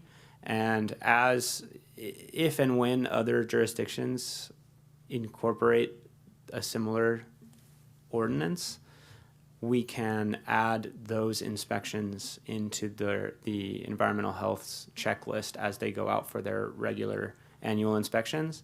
And that would serve as kind of we don't expect the environmental health team to be experts on what is or what is not a compliant material. If, for on-dining purposes, they see they're not using reusable foodware, that is a very telltale sign they are not compliant, but we're not expecting them to be an expert on all compostable items for takeaway or delivery service for off-premises dining.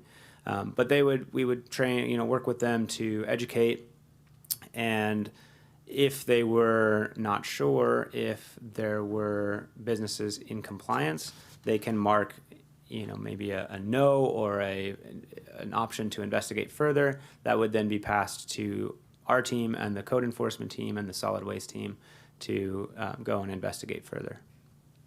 Thank you. And I know outreach and education is first, but there is a financial consequence if someone continues to not want to comply. And I think it's important, it's not in your presentation, but I do think it's important that we let people know that, you will be fined.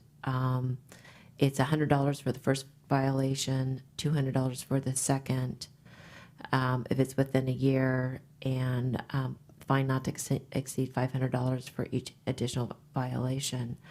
So there's some teeth to this, and I think that I think that's kind of needed for human behavior change. Often it's an unnecessary, undesired kind of consequence or evil, but I do think that does make people a little bit more accountable. But I know that our environmental service department, that will all go out there and continue to provide education and outreach.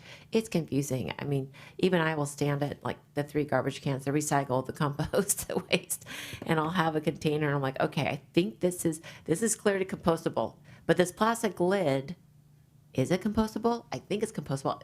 There's just so much confusion out there. It's a whole new world for us.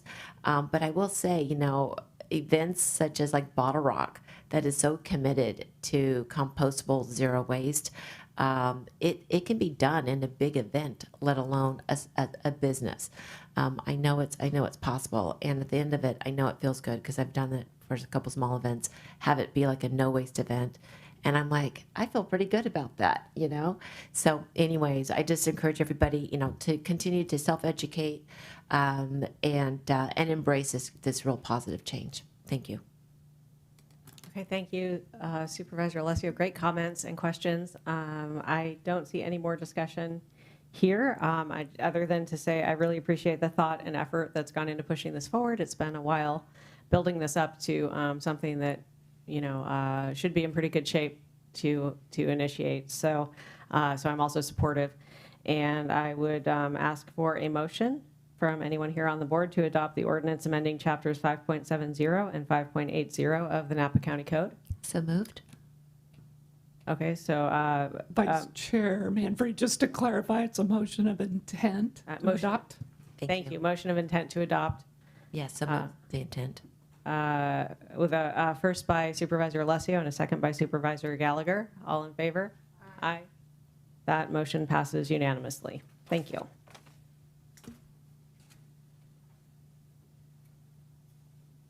Okay, so item 9B. Oh, yes. Okay, I'm getting multiple requests for a comfort break. So we will take a 10-minute comfort break because it always takes 10 minutes, but we're going to start at 10:46 sharp. Let's get back by then. Thank you.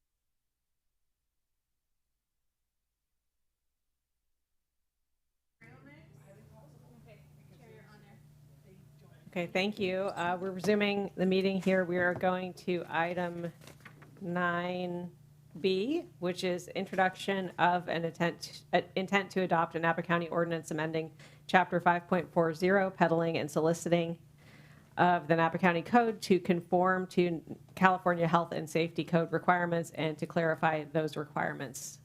And so I will go ahead and open the public meeting on this item and welcome a staff report from Code Compliance Manager Kenya Robinson-Webb. Welcome.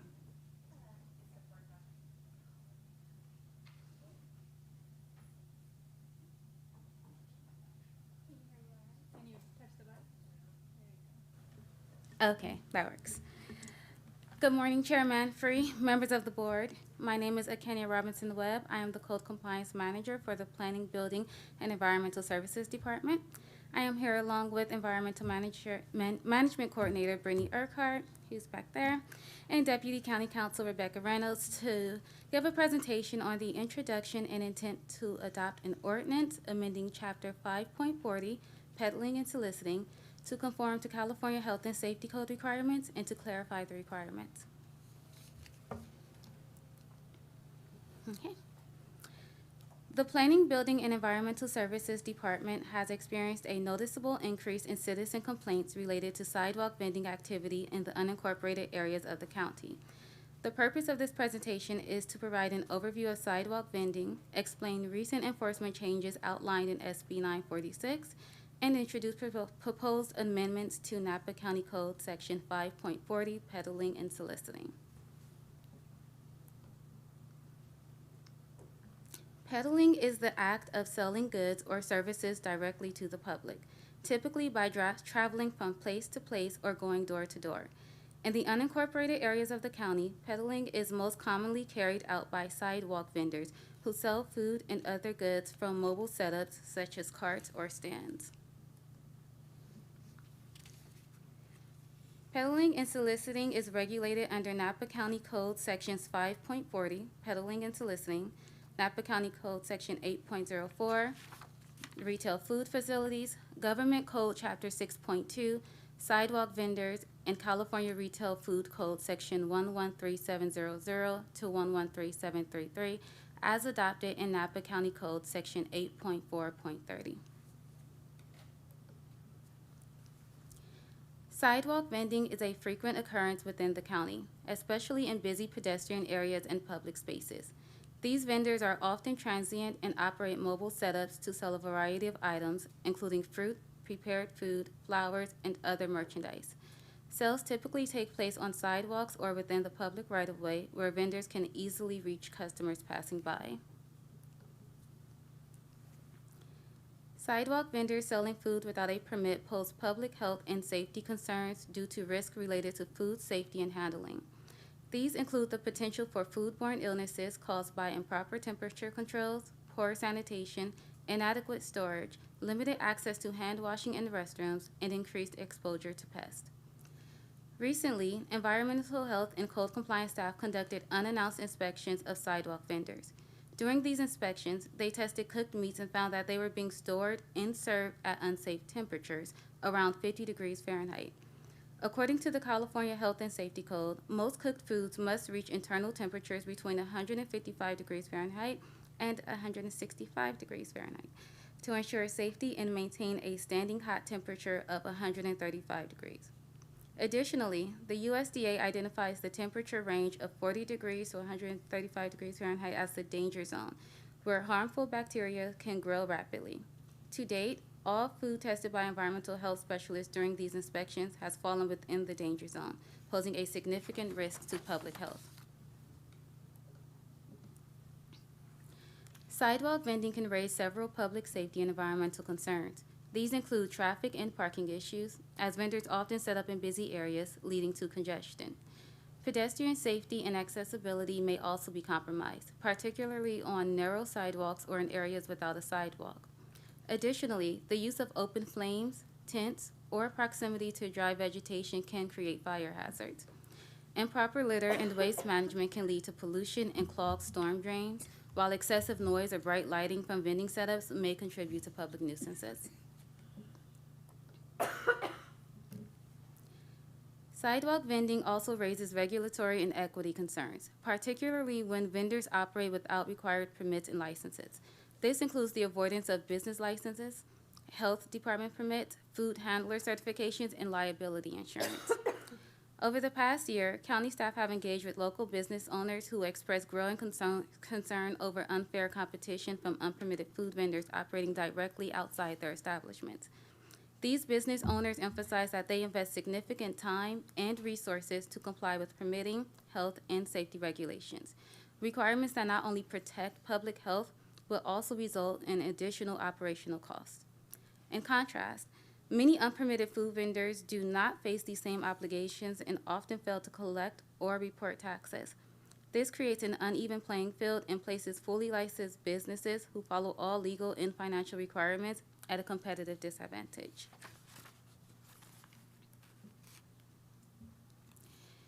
Enforcement of sidewalk vending regulations has become more challenging due to recent changes in state legislation, particularly Senate Bill 946. The bill limits local authority and shifts enforcement responsibilities, resulting in diminished regulatory oversight.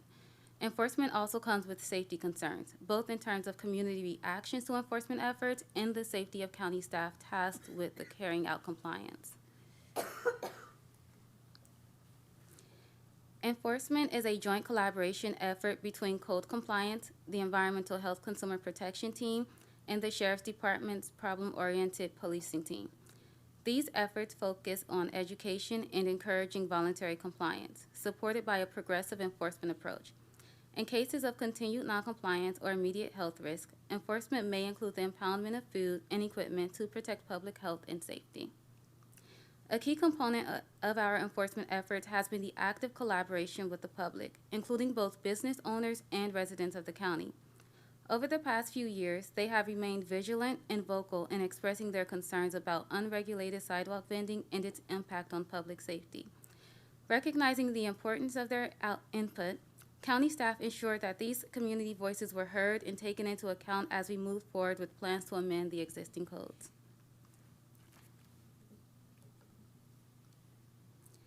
Sidewalk vending is governed by California Government Code Chapter 6.2, Sections 51036 to 51039.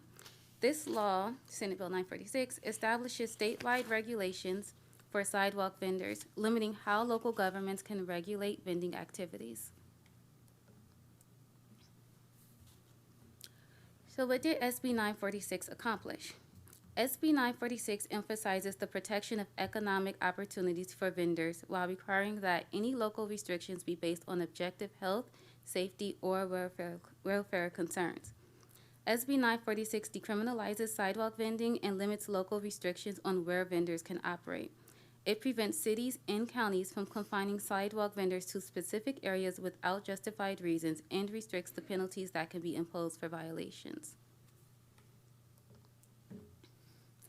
SB 946 requires that local regulations on sidewalk vending be reasonable and not overly restrictive. It permits both stationary and roaming vendors to operate and obligates local authorities to create permit systems to manage vending activities. The county regulates peddling and soliciting in Napa County Code Section 5.40. To align with state regulations, the county must amend Napa County Code Section 5.40. These amendments will empower county staff to more effectively regulate sidewalk vending.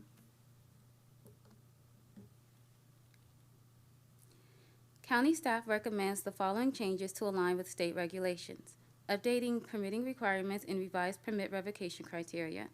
The most significant change involves shifting enforcement from a criminal to an administrative process.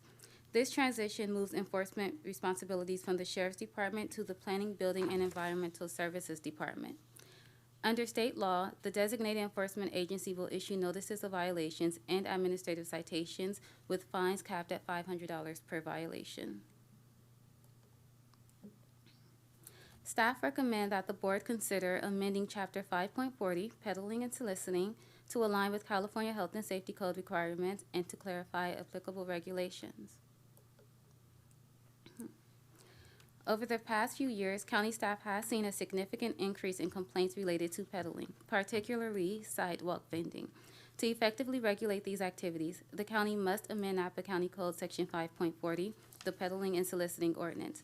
These amendments will ensure the county's regulations align with state law while improving the fairness and effectiveness of enforcement.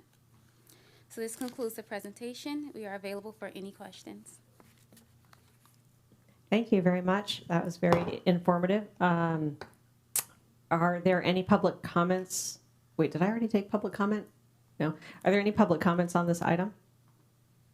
I don't see anyone in the room. Is there anyone on the phones? No? Okay. Then I will go ahead and close the public hearing and bring this back to the board for questions or comments or discussion. Supervisor Alessio? And then Thank you. Supervisor Gallagher. Thank you for the presentation and bringing this forward. I can tell you my years on City Council, Napa City Council, this was of great concern that was brought by small business owners in particular. And it even actually more than some residents too. I do know that some people have gotten ill from these unlicensed, I guess, food vendors that are out there.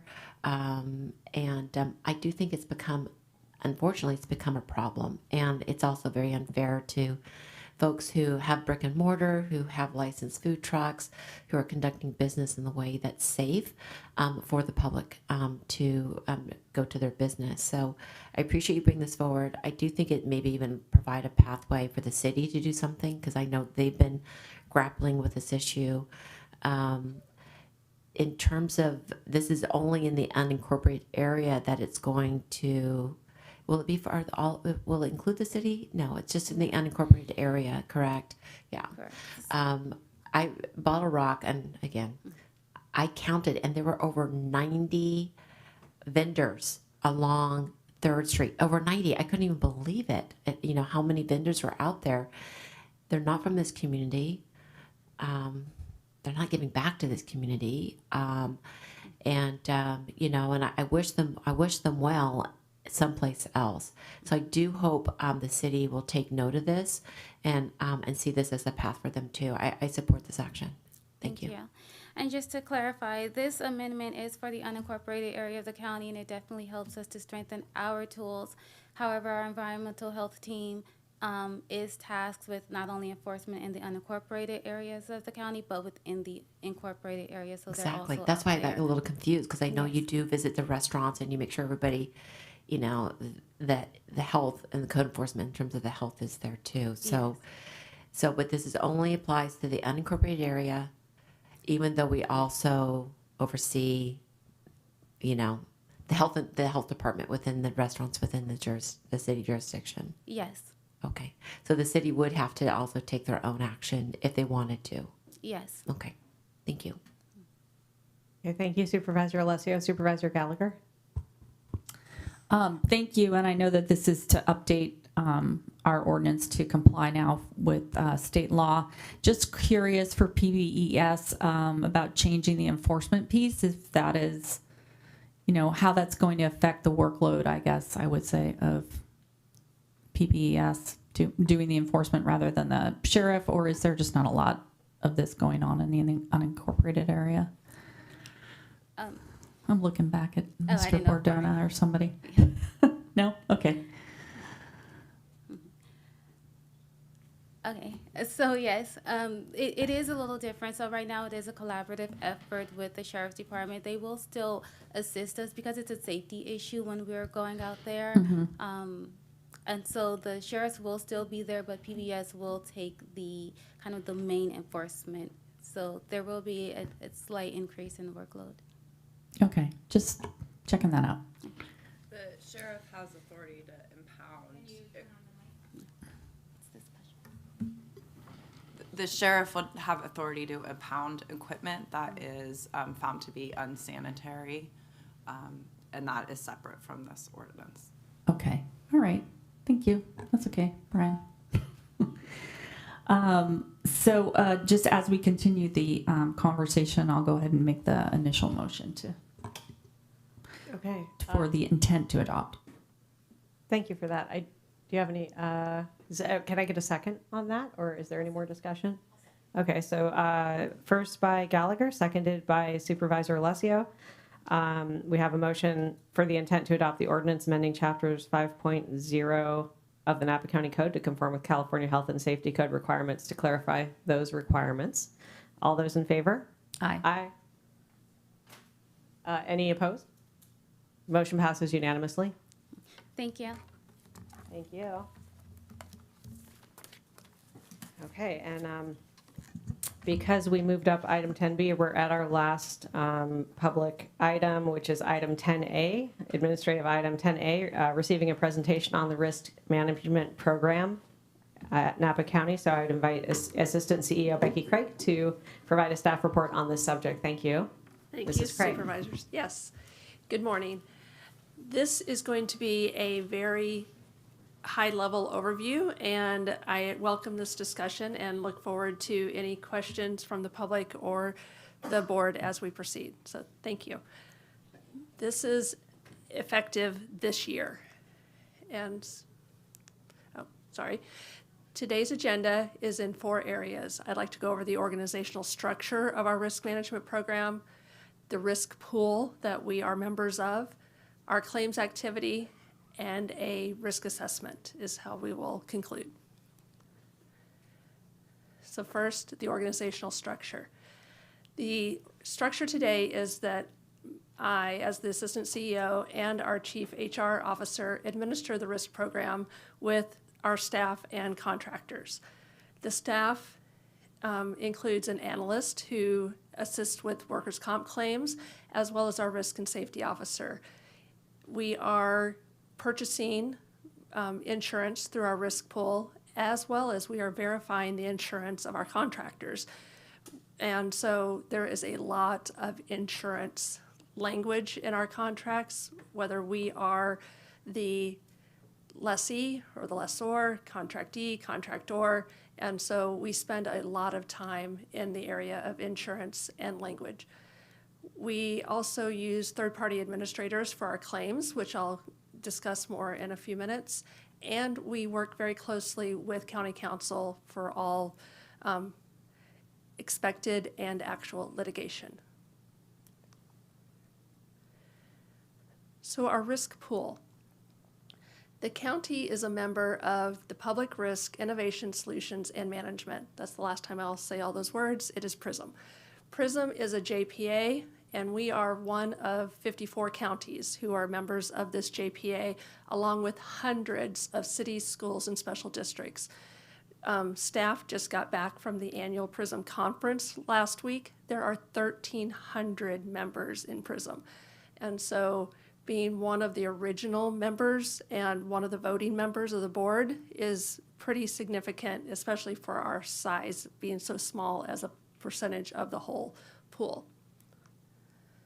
PRISM's governed by a member board and staffed by risk professionals. Its staff is over 100 at this time, and it provides significant customer service, resources, and training. As I mentioned, we just spent 3 days in a conference where we talked about dozens of different topics. We are also members of the Public Agency Risk Management Association, which also provides networking, training, and additional resources. So there's PRISM, who is specifically our risk pool JPA, and then there is the professional organization of PARMA. With PRISM, I am a member of the board of directors, and I'm also on 2 committees, the executive committee and the finance committee.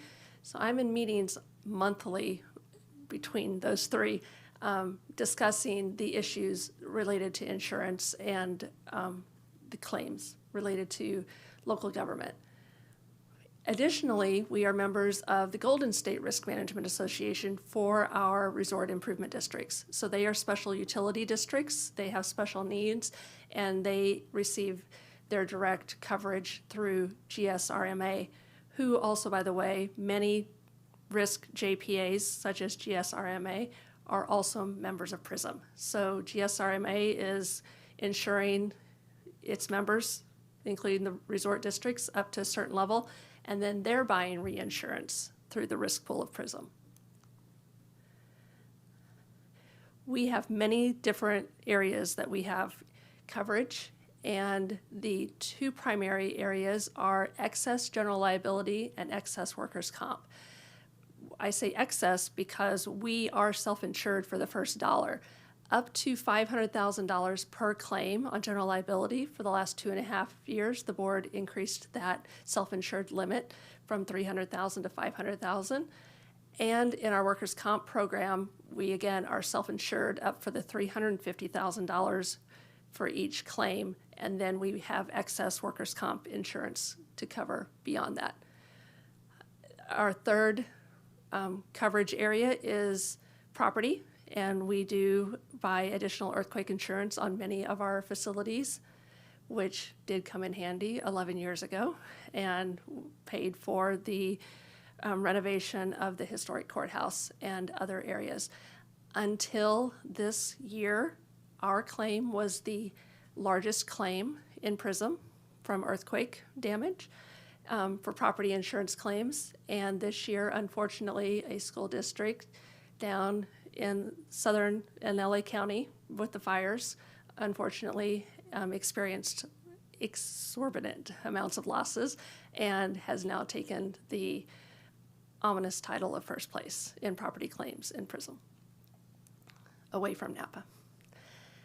Other areas that we have risk coverage are pollution, cyber, medical malpractice, master crime. Master crime is the most fun policy to actually get to say out loud. What this is known as in many areas is professional liability, directors and officers, errors and omissions. It's everything that governance is responsible for and representing on behalf of its agency that is covered under a master crime policy. And finally, other lines of coverage that we have are marine, that's our boats in the Sheriff's Department. The dental administration, we are self-insured for dental for our employees, but we contract with PRISM and Alliant, who is the broker for dental administration. We have coverage for special events that we host, particularly at the library, and fiduciary liability insurance over our deferred comp program for our employees. So to start getting into some numbers to understand the magnitude, the PRISM JPA has a $2.5 billion budget. That's how much it costs on an annual basis to go purchase insurance for the risk pool members, as well as the administration and the programs that they offer. The county's premiums into the JPA are $12 million a year. It's half of 1%. That is to show how we are benefiting from the buying power of the JPA, that we are such a small piece of it that we get the benefit of them spreading the risk and the cost over hundreds of members. This fiscal year, we estimate our claims based on actuarial studies and experience at about $4.47 million, and our administrative costs a little over $1 million. Now to dive into one of our top two programs, which is workers' compensation. Our goals are to ensure workplace safety, to provide medical treatment to those who are injured, to return them to work as quickly as possible, and to contain the costs of those programs. The resources that we use in the workers' compensation program are the risk and safety officer, our wellness program, occupational health contracted provider, in-house threat assessments, conferring with our public health officer, and the coordination with Cal OSHA. In workers' compensation, our analyst receives the initial reports, the 214. It's a state form. Those claims are then coordinated between the employee, their supervisors, our third-party administrator, the medical providers, our leaves department and HR, the safety officer, and county counsel. The chief HR officer and county counsel then advise on any workplace accommodations and releases. Our third-party administrator, which is Sedgwick, will take care of adjusting the claims and coordinating with the State Appeals Board and with PRISM. We have to notify PRISM anytime a claim meets certain requirements, such as certain levels of injury, or the expectation of the claim going to exceed the self-insured retention levels. Moving on, our liability program, our goals are to minimize the exposure to the county as an organization, to maintain the county's assets, and to contain costs. Again, our resources are the risk and safety officer, our county policies, our operational plans, contracts and licenses, and our computer network protections. I receive the claims that are presented to the county through the clerk of the board, and I coordinate with the departments, the third-party administrators, and county council. Our third-party administrator is George Hills, who adjusts the claims and coordinates our legal defense and with PRISM, along with county council. A significant area of our liability program is managed and mitigated through contracts and licenses. This includes the insurance and indemnification clauses in our contracts that allow us to transfer the liability to those providing the services, and we use a third party called EBIX to review the certificates that we receive from those vendors to ensure that they are in compliance with our requirements in our contracts. And then we also, as an entity, when we rent areas or we provide services to others, we are asked for our levels of coverage, and we provide those certificates also. We annually review our policy coverages. Our policies are all for 1 year. I wish they were multi-year. They are not. And so each year we're reviewing those to determine if there's any modifications that we should make and to ensure that the information is accurate for the risk pool when they are shopping the renewals. I have mentioned the risk and safety officer quite a few times. He is here, Alfredo Larinaga.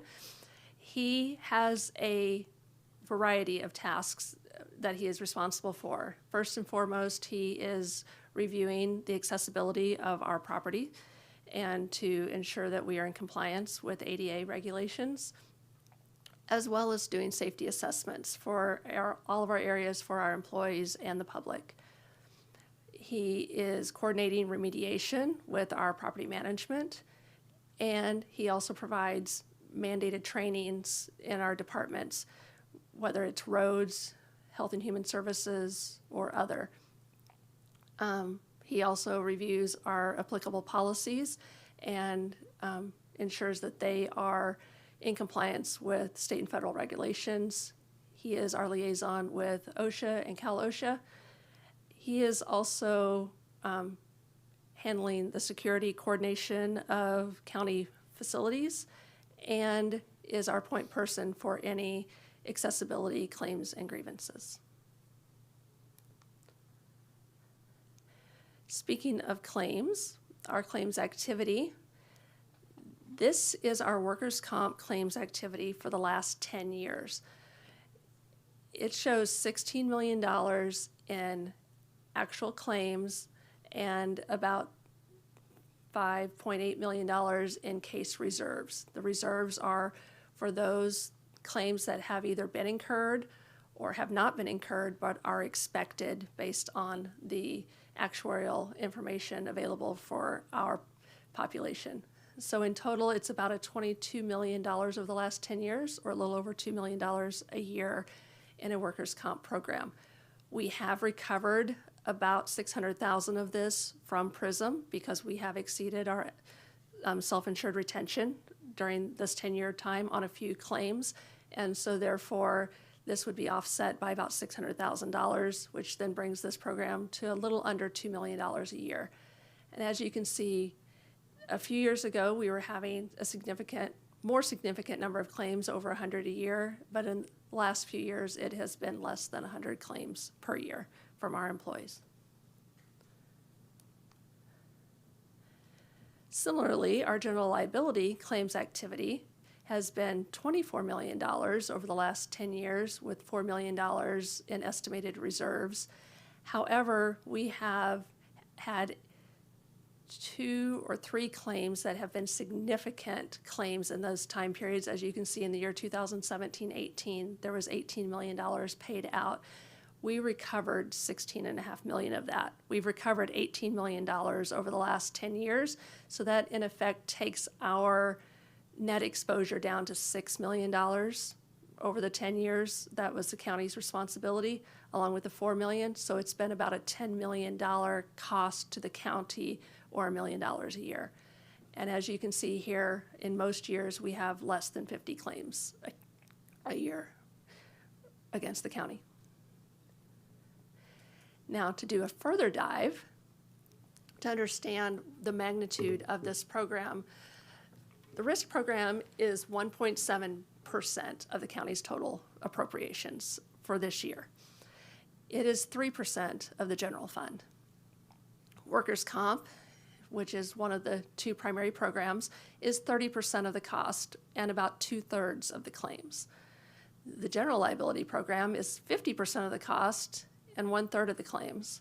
And property and other, which is how we classify everything else, is about 20% of the cost and less than 2% of the claims.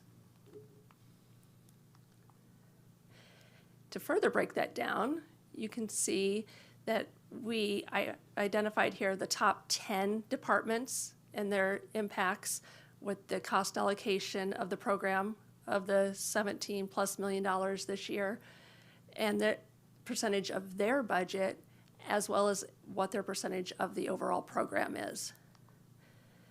For example, in the Sheriff's Department, they are over 1/3 of the entire risk management program cost. They are $5.8 million. It is almost 35% of the total program allocation based on their experience and exposure, and it is 9% of the sheriff's total budget. And then you drop immediately below that, and you can see that Health and Human Services is the next most impacted department, and it's $2 million. And then it just goes down from there, and it's only 1% of Health and Human Services budget. So to summarize the risk assessment, the higher areas of exposure in the county are in workplace injuries, law enforcement programs, medical malpractice, network cyber attacks, and our road maintenance program.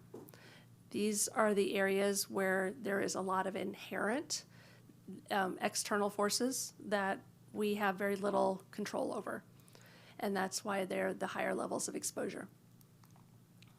Whereas our moderate levels of exposure are in our child welfare services, our justice programs, database management, driving accidents, and contracted services. We have more control in some areas of the delivery of these services. And finally, lower exposure in areas of environmental hazards, workplace violence, accessibility, land use regulation, and volunteer services. That is my overview of the risk management program, and I am happy to answer any questions or have further discussion. Okay, thank you, Assistant CEO Craig, for that presentation. Very informative. I would like to open this up for public comment. Is there anyone in the room who would like to comment on this item? I don't see anyone. Is there anyone on the phones? No? Okay, then that concludes public comment, and I'll bring this back to the board for questions and discussion.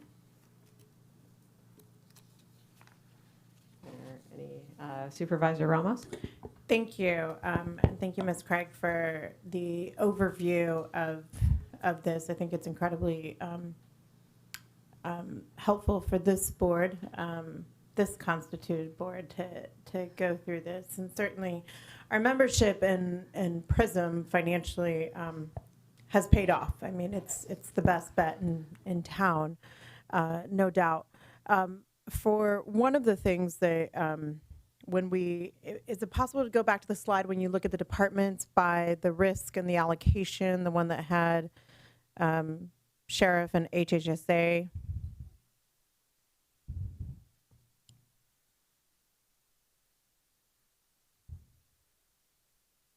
Right there, that one. Thank you.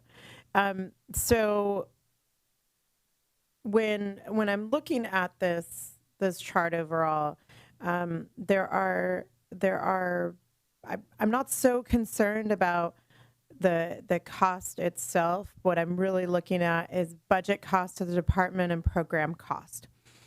And I think what would be helpful, this is just a snapshot in time, but my recollection is that these numbers have been trending up, especially for sheriff, roads, and corrections. And I think it would be very helpful for us to understand where they have been trending up.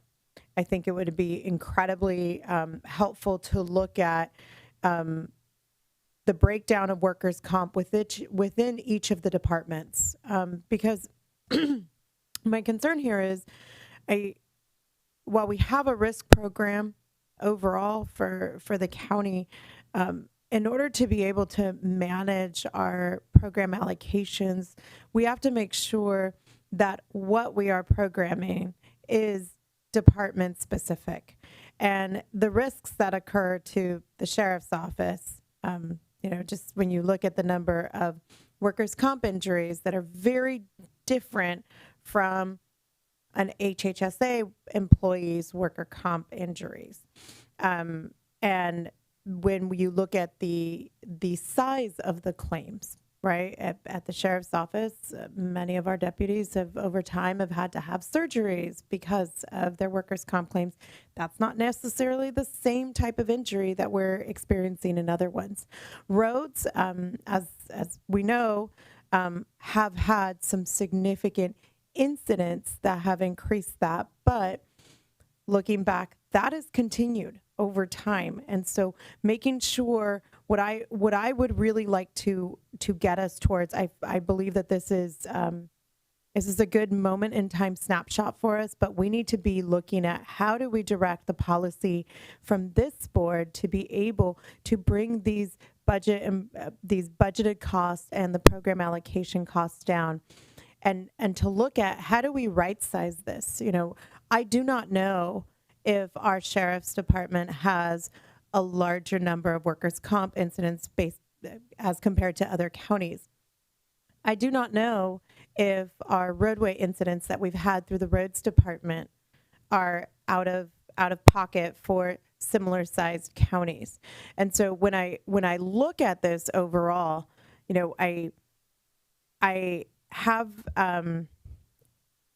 a level of discomfort that the overall risk is segmented within our county, because when you look at one department's having to go to one person for comp, one department is having to go to another person for claims, one department's having to go to another person for training, and making sure that we are holistically managing not just this budgeting and programming allocation for risk, but also tailoring what we offer in terms of support to the departments so they themselves can better manage these budgetary costs. And so I think that this is a great first step, but we need to be looking forward.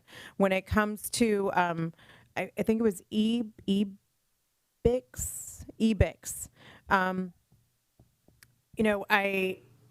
I'm curious into how do we, EBIX, I would imagine, has some sort of algorithm and inputs that say what our requirements are for insurance, and it just does a nice quick check on if all the buzzwords are there.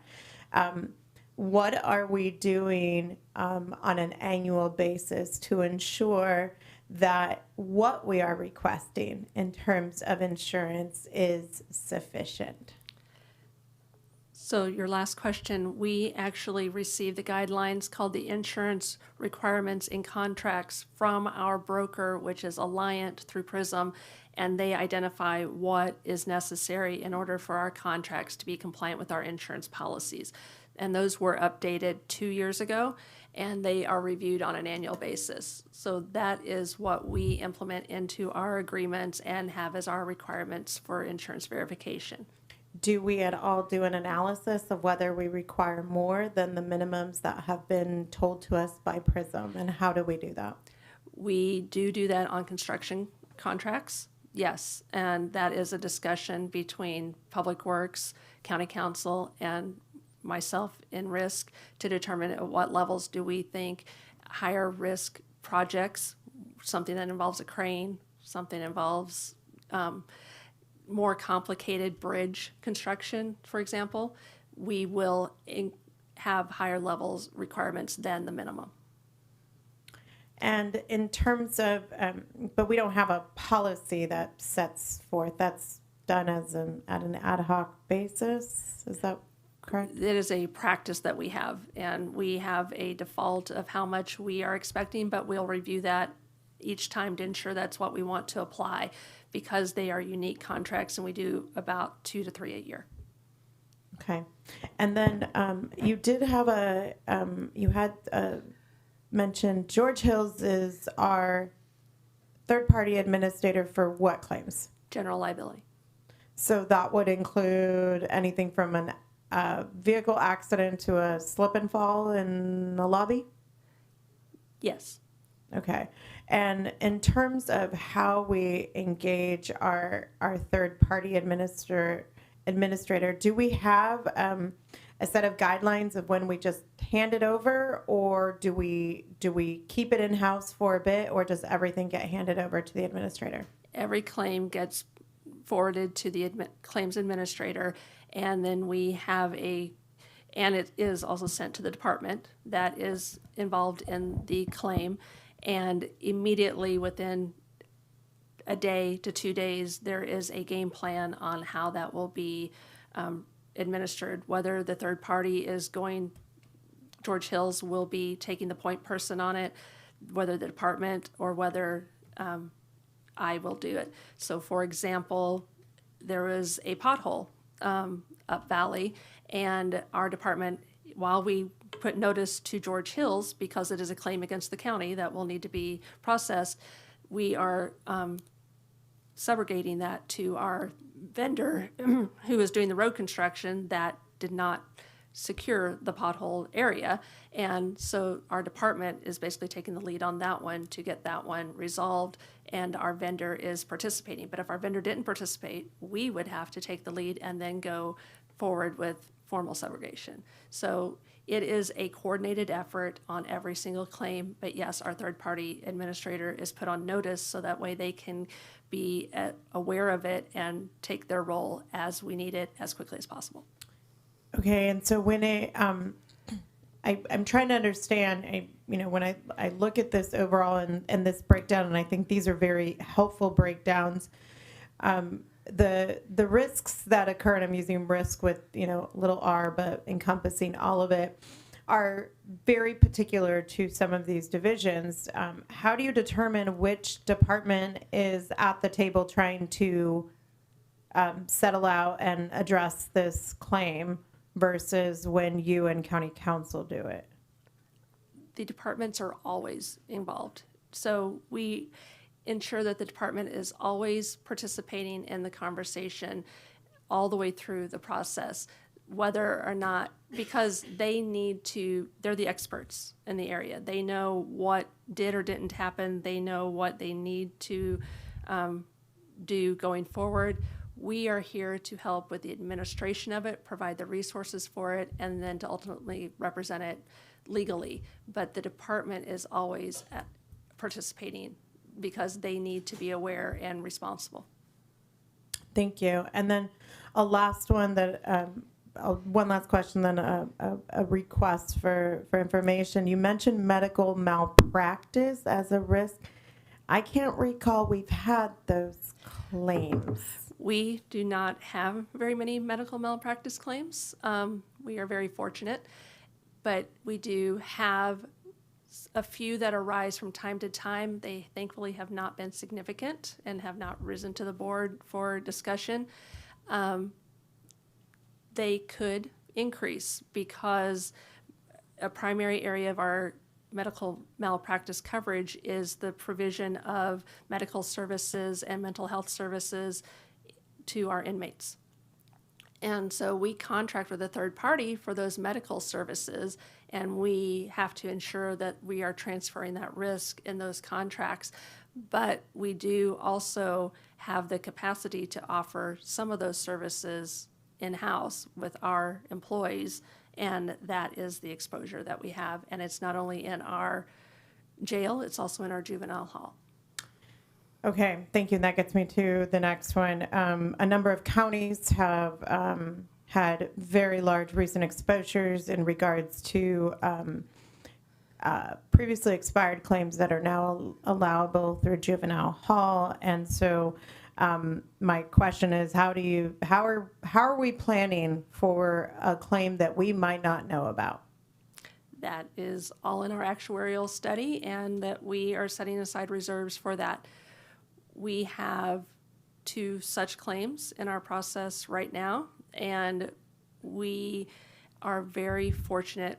I was, again, at the PRISM conference last week, and that was one of the primary discussions and the reasons our insurance continues to increase.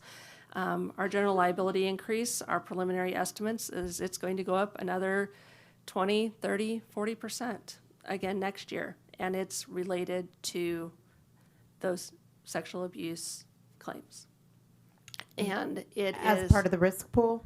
Yes, Okay. the whole risk pool is going to continue to experience this, and it is not subsiding. And is LA County part of? No. Oh, thank goodness, because they just But paid out $4 billion. But it is still affecting our ability to buy reinsurance as a pool. Sure. The next one is, and this is more of the long game, so with the changes in retirement and safety retirement that increased the age from 50 to 55 under PEPRA, and looking at our workers' comp, I think, you know, when this all happened in 2012, when this change was made, there was the warning, but everyone just went with Jerry Brown because that's what we had to do at the moment to get ourselves out of a hole financially in the state of California.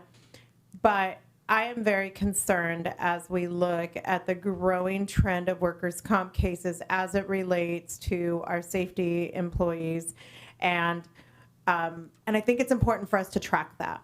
I think it's incredibly important for us to be able to look at where the age is for our officers, the workers' comp claims, and how that is going to be affected with the changes in retirement age. Because right now they may, you know, be young and going to the gym and doing all those things, but the job takes its toll. And I want to make sure that this county is prepared for the next wave of maybe not ready for retirement, but workers' comp is telling us something different. And so I think that is something that we need to work with the sheriff's office carefully to ensure that we are prepared for the wave of may come, because I think it's around the corner. Thank you. Will do.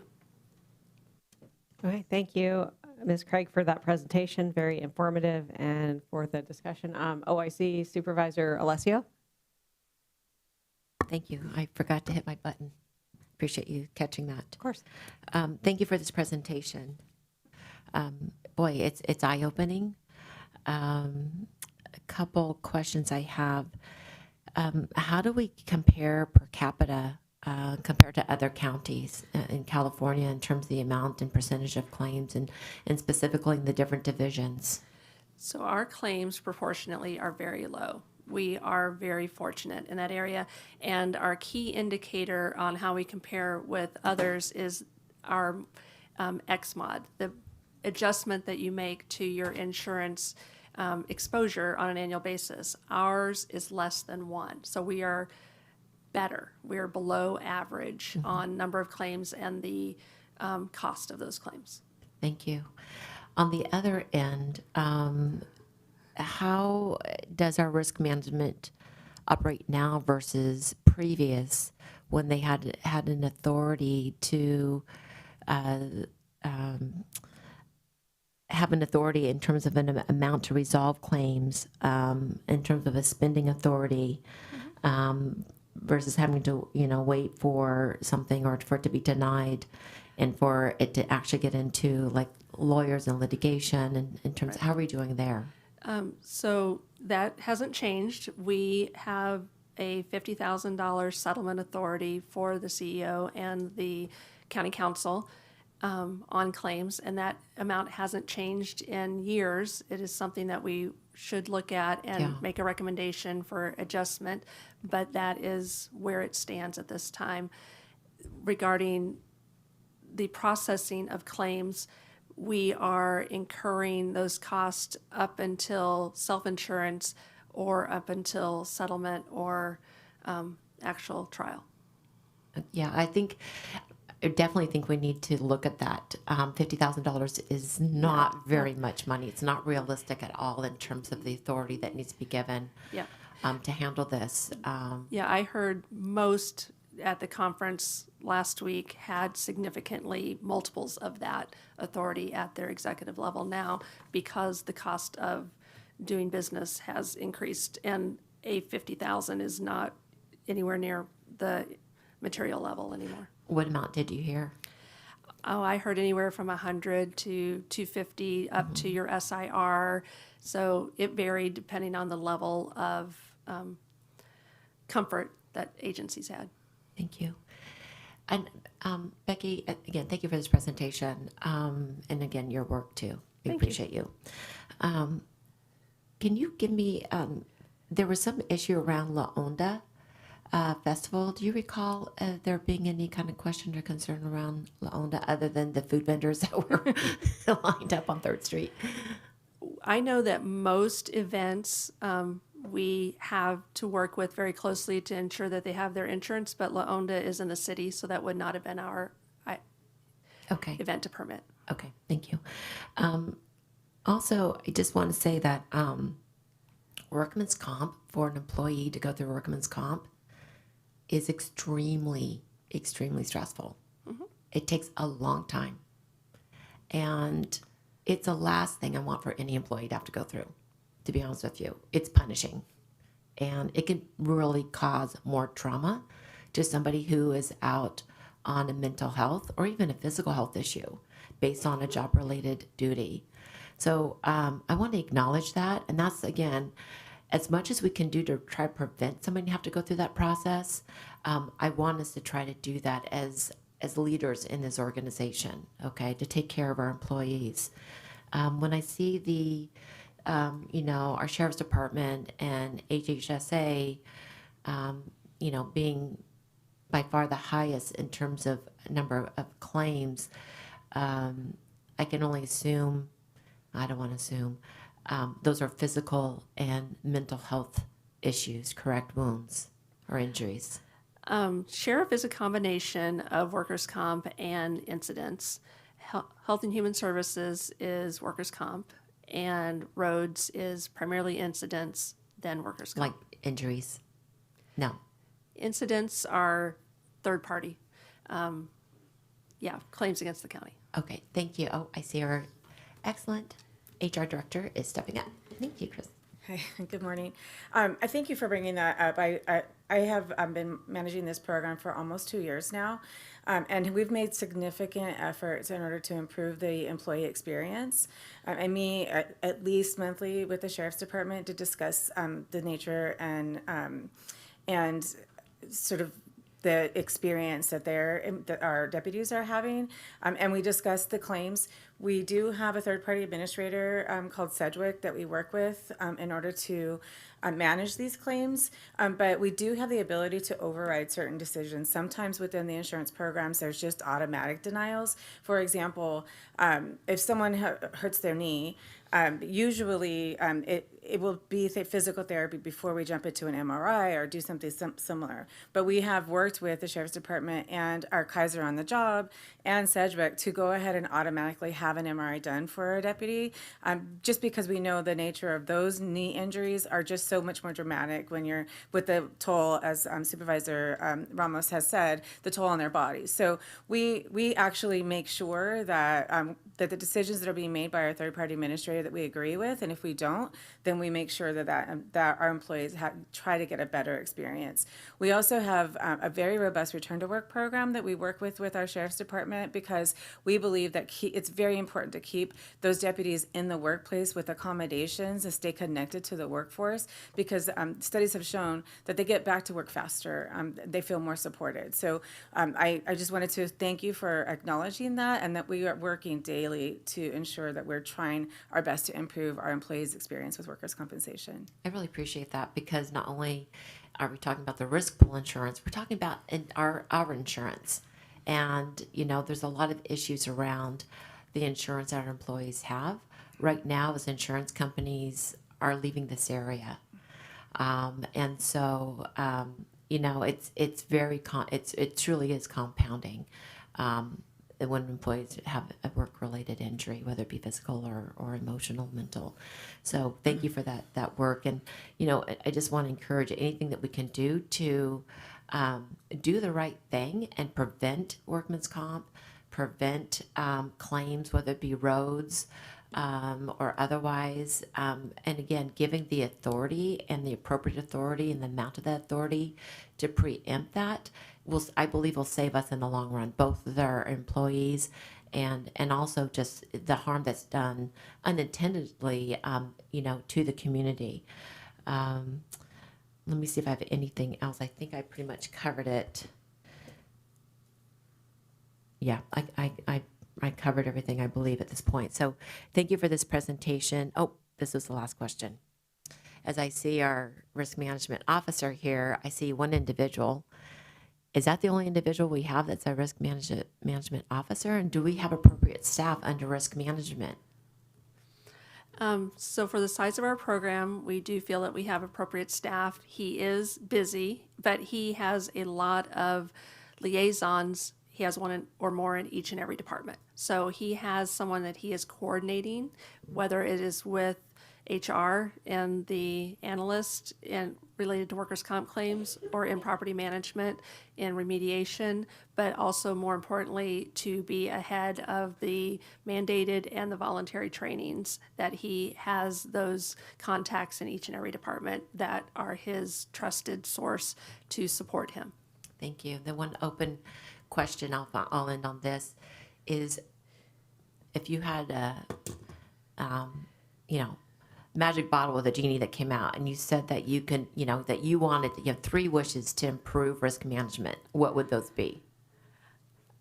My first wish would be that we could modernize the contracts process in the county. We have built it over time in each of the departments, and it is serving as intended, but I do believe that it has opportunity to improve by having a more streamlined and coordinated supportive approach in the county. And it is something that we are currently working towards. And there are a team of us that are looking at that. Thank you. So that'd be your one and only? Oh, there's dozens of them, but that is the top of my list. That's the top of your list. Okay, thank you. Appreciate it.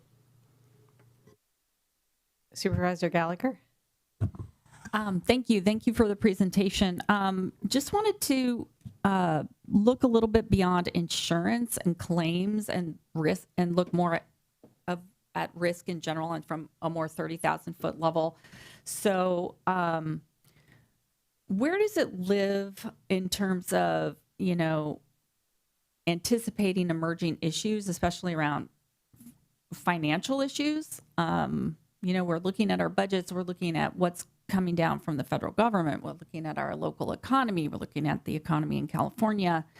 I don't know that, it doesn't sound like those kinds of things are part of this specific risk management role, but I do feel like there and I'm not saying this is the place for it to live, but there does seem to be a need to look at risk at a much broader level and figure out where that's going to live and sort of how that's going to be, how we're identifying the potential risks, how, what are our contingency plans based on different things happening in our wine industry, different things happening vis-a-vis the federal government. I know we all have lots of thoughts, and, people are just kind of coming up with different approaches based on department.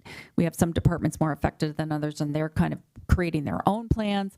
But I feel like we need something more county-wide where we're actually assessing risk at a much higher level that's not just related to insurance and claims. So something maybe that we can talk about in the future. Okay, thank you. I don't see any other. Oh, Supervisor Ramos? Thank you, and thank you, Supervisor Gallagher. I do think it's important for us to be able to assess whether we need to have an actual division person that can oversee all of risk, one point person. I have noticed a change in the way in which matters are coming to us with the seriousness of the matters that come to this board. And I do want to make sure that we are preparing ourselves to look out for what's coming next. And we have, when you look at our closed session agendas, which give a little sneak peek into what we're dealing with, the frequency of us needing to gather for closed session and deal with matters, I think, is starting to show a trend itself. And I know when we were looking at the management of litigation within County Counsel's office, we continually come back to looking at are we doing this in the right way? And I think it would be a good opportunity for us to survey, and that's easily done through CSAC, where we can survey what counties have a designated division of risk management, where it lives, and what it looks like. When you look at Nevada County, has a risk manager and has a very similar program, as does the County of Marin, who is currently recruiting for a risk manager. Kings County, who has 1,600 employees, almost as close as us, also has a dedicated risk manager position. So I think it would be, there are times where we're doing it different serves us, but I think that in making that choice, there needs to be an informed choice, and it would be, I think, a good follow-up item to know what a survey of other counties looks like in terms of, and also whether they are PRISM participants as well. Thank you. Okay, thank you very much. So I mean, certainly, if at all possible, avoiding risk, avoiding incidents, avoiding injuries is the best way to go. And so I guess my only comment, in addition to all of this really helpful discussion, is just that I would support doing anything possible to make sure that we're reducing risks and educating workers. Any kind of programming around that, I would, of course, be fully supportive of. And I appreciate the comments asking for more information or a slightly different, way of breaking things down, comparing to other counties, that sort of thing. I think is always really helpful, because you may find that it looks bad until you see how it is elsewhere, right? Or vice versa, and then you really have a problem to work on. So, so thank you for the presentation, and that concludes item 10A. We're going to move to closed session, and I would like to note that item 11A has been removed from the agenda today, so we won't be discussing that in closed session. We'll take items 11B and 11C, and it will take probably about an hour, maybe a little bit less, since we've had one item removed. But I'd like to open it up for public comment. Is there anyone wishing to comment on closed session items here in the room? I don't see anyone. Is there anyone on the phones? No? Okay. Then we will recess to closed session and be back in an hour or slightly less. At 1 o'clock. Thank you.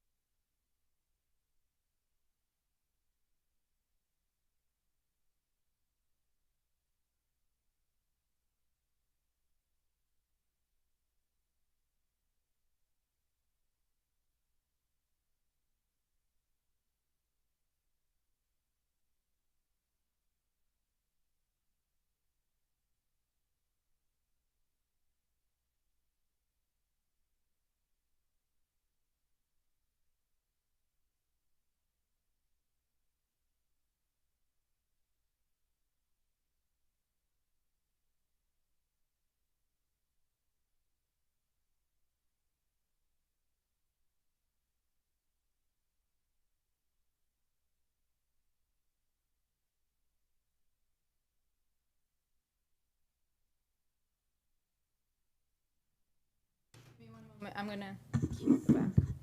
Madam Chair, we're live when you are ready.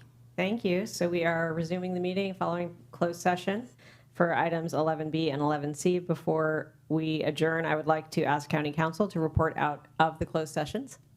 Thank you, Vice Chair Manfree. The board met today in closed session under item 11B, conference with legal counsel, existing litigation.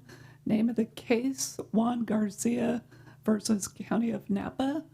No reportable action was taken. The board also met today under item 11C, conference with legal counsel, anticipated litigation regarding the claims asserted by Alan Charles Delario. No reportable action was taken. That is my report. Thank you, Council. We will now adjourn to the next Board of Supervisors meeting on Tuesday, October 21st, 2025 at 9:00 a.m.